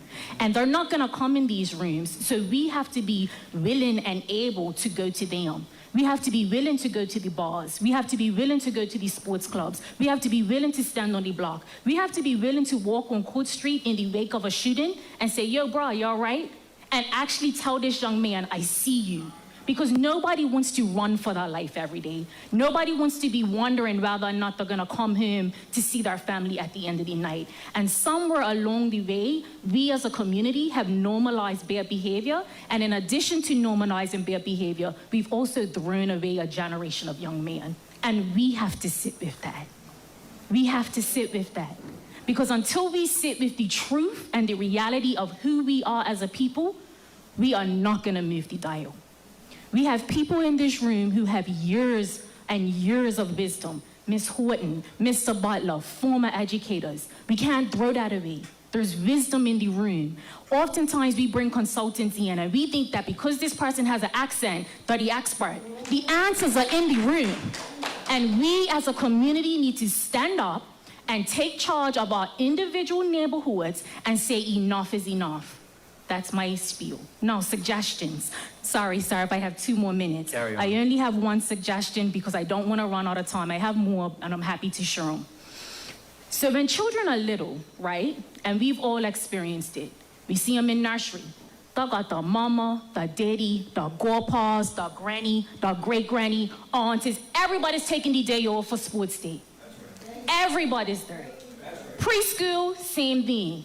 Primary school, you start to see the numbers dwindle as they get a little older. Middle school, you see the parental support and the village dwindle as they get older. High school, the same thing. As we start to see these early warning signs when our young people are demonstrating that something is happening, that's when we need to gather our arms around them and give them the support they need. In the educational system, we have paras allocated for young people who have cognitive deficiencies. They need academic support. That model is already tried and tested. Proof of concept is already there. Why not replicate that for young people who are demonstrating behavioral issues? We have one educational specialist per school, one educational therapist, per school, and one educational therapist assistant. But you may have 50 young people who need support. Allocate one person to that young person with a team of support. Parents are at the table and there's a level of accountability. That team follows that young person all the way through. And every person at the table, including the young person, has to come to some agreement on what is gonna happen. We have a tendency to see the smoke, talk about the smoke, ignore the smoke, but rushing when we see the fire. Bermuda is smoldering. We've been smoldering for years. It's high time we start doing things before we see the fire. Thank you very much. Darren?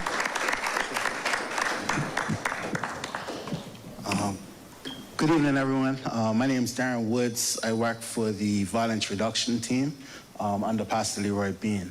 And tonight, I really just wanted to speak around what we're actually seeing within our young people, what it looks like, what it feels like, and speak to some of the misconceptions that were kind of heard in the room tonight, or just to educate people on what it really is. So as we looked at it, the commissioner in his statement, he spoke about the number of stabbings. I would say that of those 35 stabbings that we had in 2023, 2024, the majority of those stabbings were committed by people under the age of 25 years old.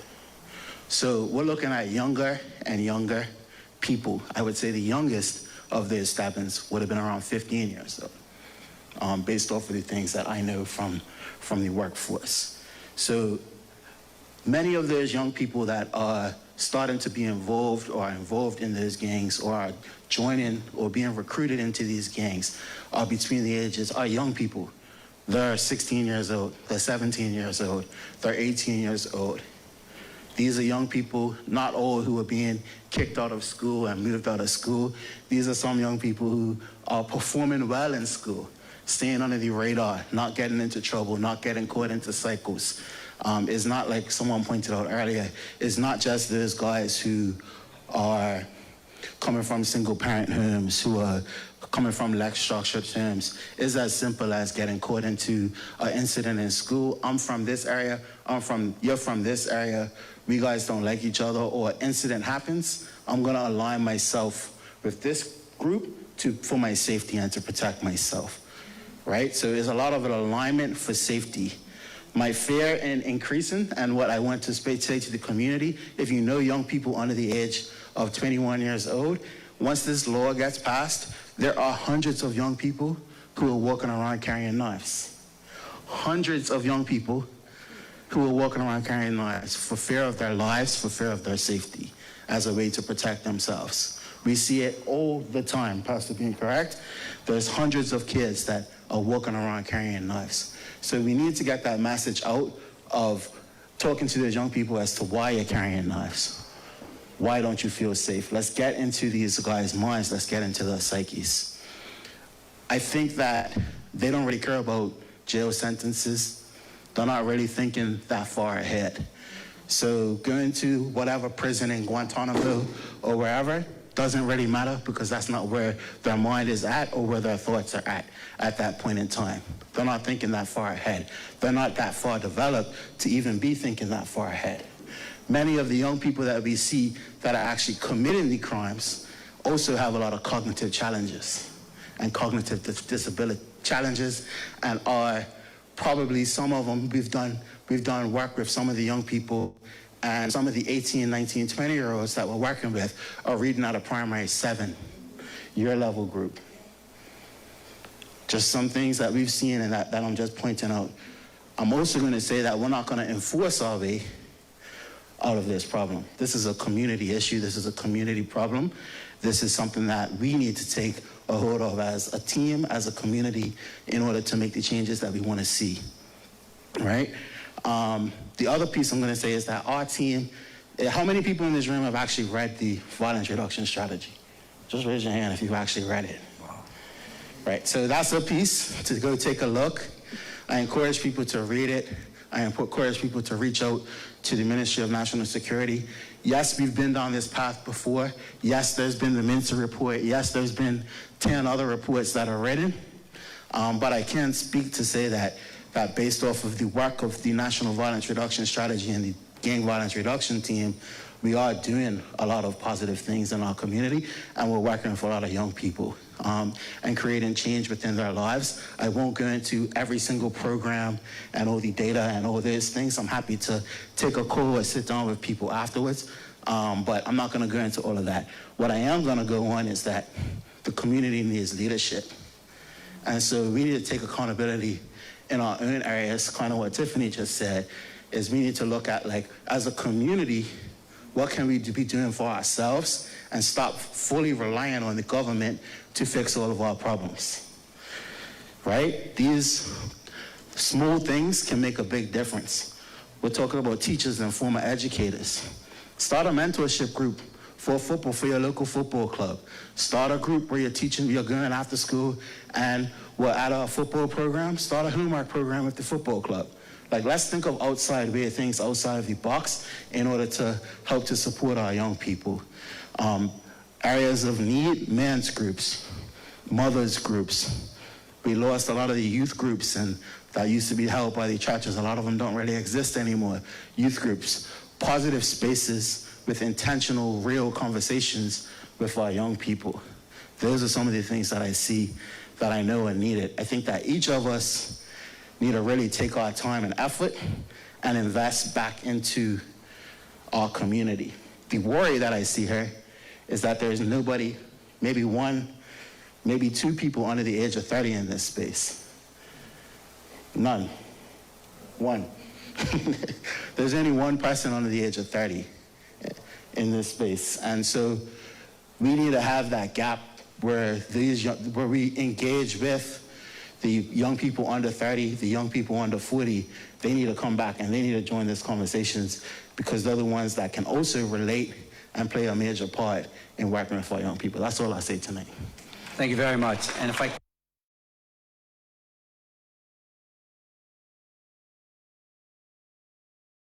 document that has 8 objectives and goals, and we invite you to read through it and see some very actionable goals and aims and objectives, which really target a lot of the things we've discussed here at this town hall, as well as the other town halls we've had. Pastor Bean. Thank you. Good evening to all. I can't really say much after my colleague just put everything on the level. But I will say that one of the issues that we need to address is transgenerational trauma. Sometimes we talk about a lot of solutions and we never deal with the root cause. And, you know, when we look at certain people that are involved, you know, many times we want to be seen from the outside. But when we don't address that root cause, no matter who you lock up, no matter what prison you send them to, it will repeat itself. Ecology is just that way. You take a plant out, something else will grow there. And so we need to get into the minds to start to change that mindset. And we need to be in agreement ourselves. Anytime we have differences of philosophical belief systems, that's where wars begin. You can't come in sometimes with your own belief and your own idea when we're sitting down. We need to come in for the best of addressing certain things together. And I believe that our community has been divided and splintered for so long because everybody wants to be seen. Everybody wants to have something to say. But if we started to deal with the root causes that has caused this here and became on the same common denominator, many of this stuff, we can get rid of it. You know, it's okay to talk about, you know, this and that. But what happens tomorrow? When those young men come out of prison, or when those young men that were sent to another place, or those young women, what happens? Do you think that for 1 minute, when we lock them up, that someone else within a minute will not rise up? That's a fact. I see it every day. You can put someone away, and in that same neighborhood, someone will rise back up. So we're going to come together. It's not about just the programs, because we have a lot of programs. And as my colleague said, I mean, we see almost close to 12 to 1,500 people a month, constantly doing check-ins, constantly doing interventions, constantly setting up programs, work programs, whether it be the IAM program or the work placement program or the redemption farm. We set up programs regular, or the programs in the prisons. There are tons of programs. But programs are not going to save us if we don't deal with the root cause. We must, as a community, come together and start to look at it. I heard Ms. Horton talk about the education system. You know, there was something that happened, and just 1 second, P.S., well, I know I'm running up to my 3 minutes. Carry on, man. But something that happened just about a couple weeks ago. I done an interview with someone. And what happened is they said that, that I was promoting independence will stop gang violence. That was not the case. The person really never read the book that I wrote. And then on the page 36, we talked about a model that was set up in certain countries. And one of them was dealing with education when it came to Switzerland and Norway and Austria. As a matter of fact, what I was saying in the interview is that in those countries, they're considered the most peaceful countries because the concept that they used within the countries was a concept that promoted peace. So that welfare concept, that concept of meeting the general need, they found that people didn't have to go out and participate in crime. They didn't have to go out and do certain things. Because why? The concept took care of the basic need. So we need to look at it. I heard a gentleman, I believe it's gone, he talked about dealing with a fund. You know, the truth of the matter is, if we're going to start to see something happen in Bermuda, we're going to have to form a concept that everyone can benefit from it. Everyone. So I'm saying, as a community, we go out all the time, every day. Late last night, I was just walking in the woods right in town, right down the bottom. And I ain't got to call no names. If we are serious, because when I'm out on gang, you know, when somebody gets killed, I don't see hardly anybody around the room. I hear a lot of you talking. But I don't see many of you. But you're welcome. I'm giving you a personal welcome today to come out if you really want to help the community. Thank you. Thank you very much, Pastor Dean. My brother? And you're going to have to be the last speaker, but go ahead. No, yeah. I just wanted to say one thing just to follow up, and sure. And very good point. Pastor Bean, you know, and the brother here, and the teacher, right? We're talking about a subject that's not in the room. So how we get them in the room? Who's going to get them in the room, right? So we could talk, but we need action. Yeah, fair. So I'm going to tell you about two things that are happening, right? Saturday, we got Riza Islam, right? Riza Islam's a internationally known activist, comes out of the Nation of Islam. He's coming to the island, and it's going to be at Cedar Bridge, early warm by Soldier One, you know, and the topic is reclaiming our power, rebuilding our community. And everybody here is invited to support that. The Imperial Group's doing a whole forum series, starting from Saturday all the way to Thanksgiving. And just every to be day clear, it's touching on targeting young different people? topics. This is targeting young people? Just Yeah. Okay, yeah, this is definitely targeting young people, you know? So, and then the next day on Sunday at Botanical Gardens is the Living Green Expo, right? Talking about natural living, sustainable living. Why do we need that, right? In 50 years, we went from being food secure to food insecure, right? I'm watching medical supply places building empires, doctors' offices growing bigger. What that mean? Our communities getting sicker, right? Not better. We have no control over what's in our food. You got to worry about GMO and all sorts of types of chemicals in your food because we're not growing our own food. We're lost touch with a lot of things that gave us strength in our community. And we need to realign with those things. So the expo is to connect us with people who are still upholding those basic principles and can show us how to realign with nature, you know, and realign with sustainability, things that's going to keep our community healthy and moving forward. 10 to 6 at Botanical Gardens on Sunday, 6 p.m. early warm at Cedar Bridge, 7 to 9 is the presentation. Reclaiming our power, rebuilding our communities. Give thanks. Thank you. Appreciate that, man.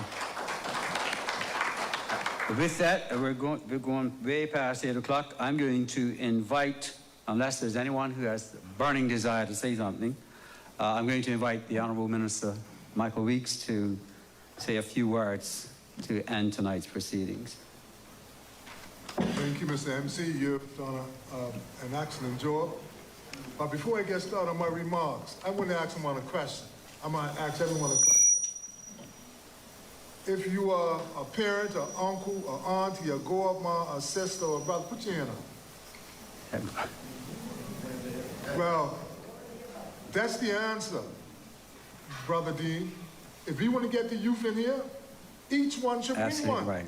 Absolutely right, Minister. Each one's got to bring one.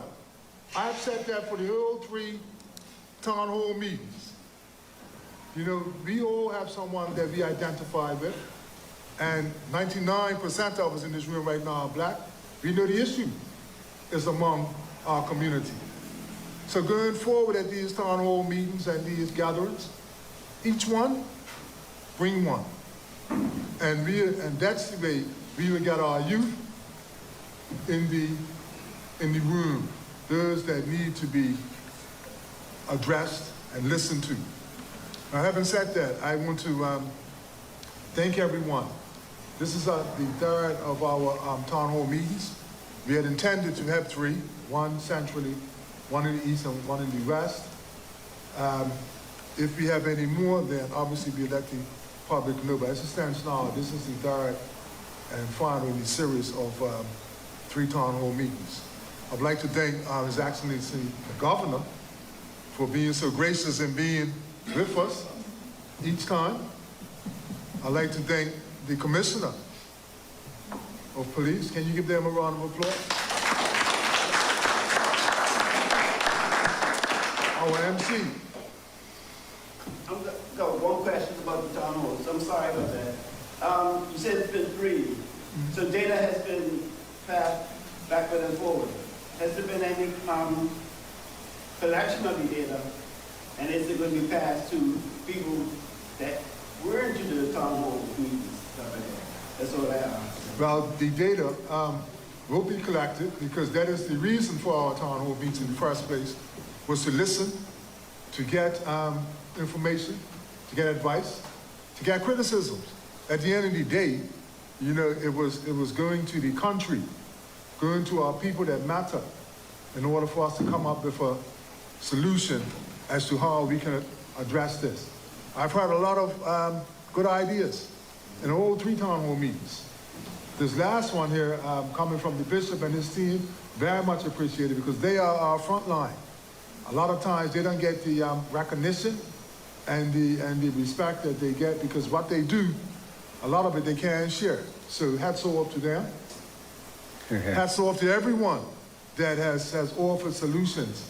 I'm going to point out someone in particular because she's my niece, Dr. Thomas. I really like your presentation, and I know you are passionate, like so many of us here tonight. So as we close, I just want to say that everyone, the work does not stop tonight. Work continues. Each of us have a role to play, a job to do. Our violence reduction strategy is very much in full flow. So wherever, however we can help, please do. These things are not just about talking.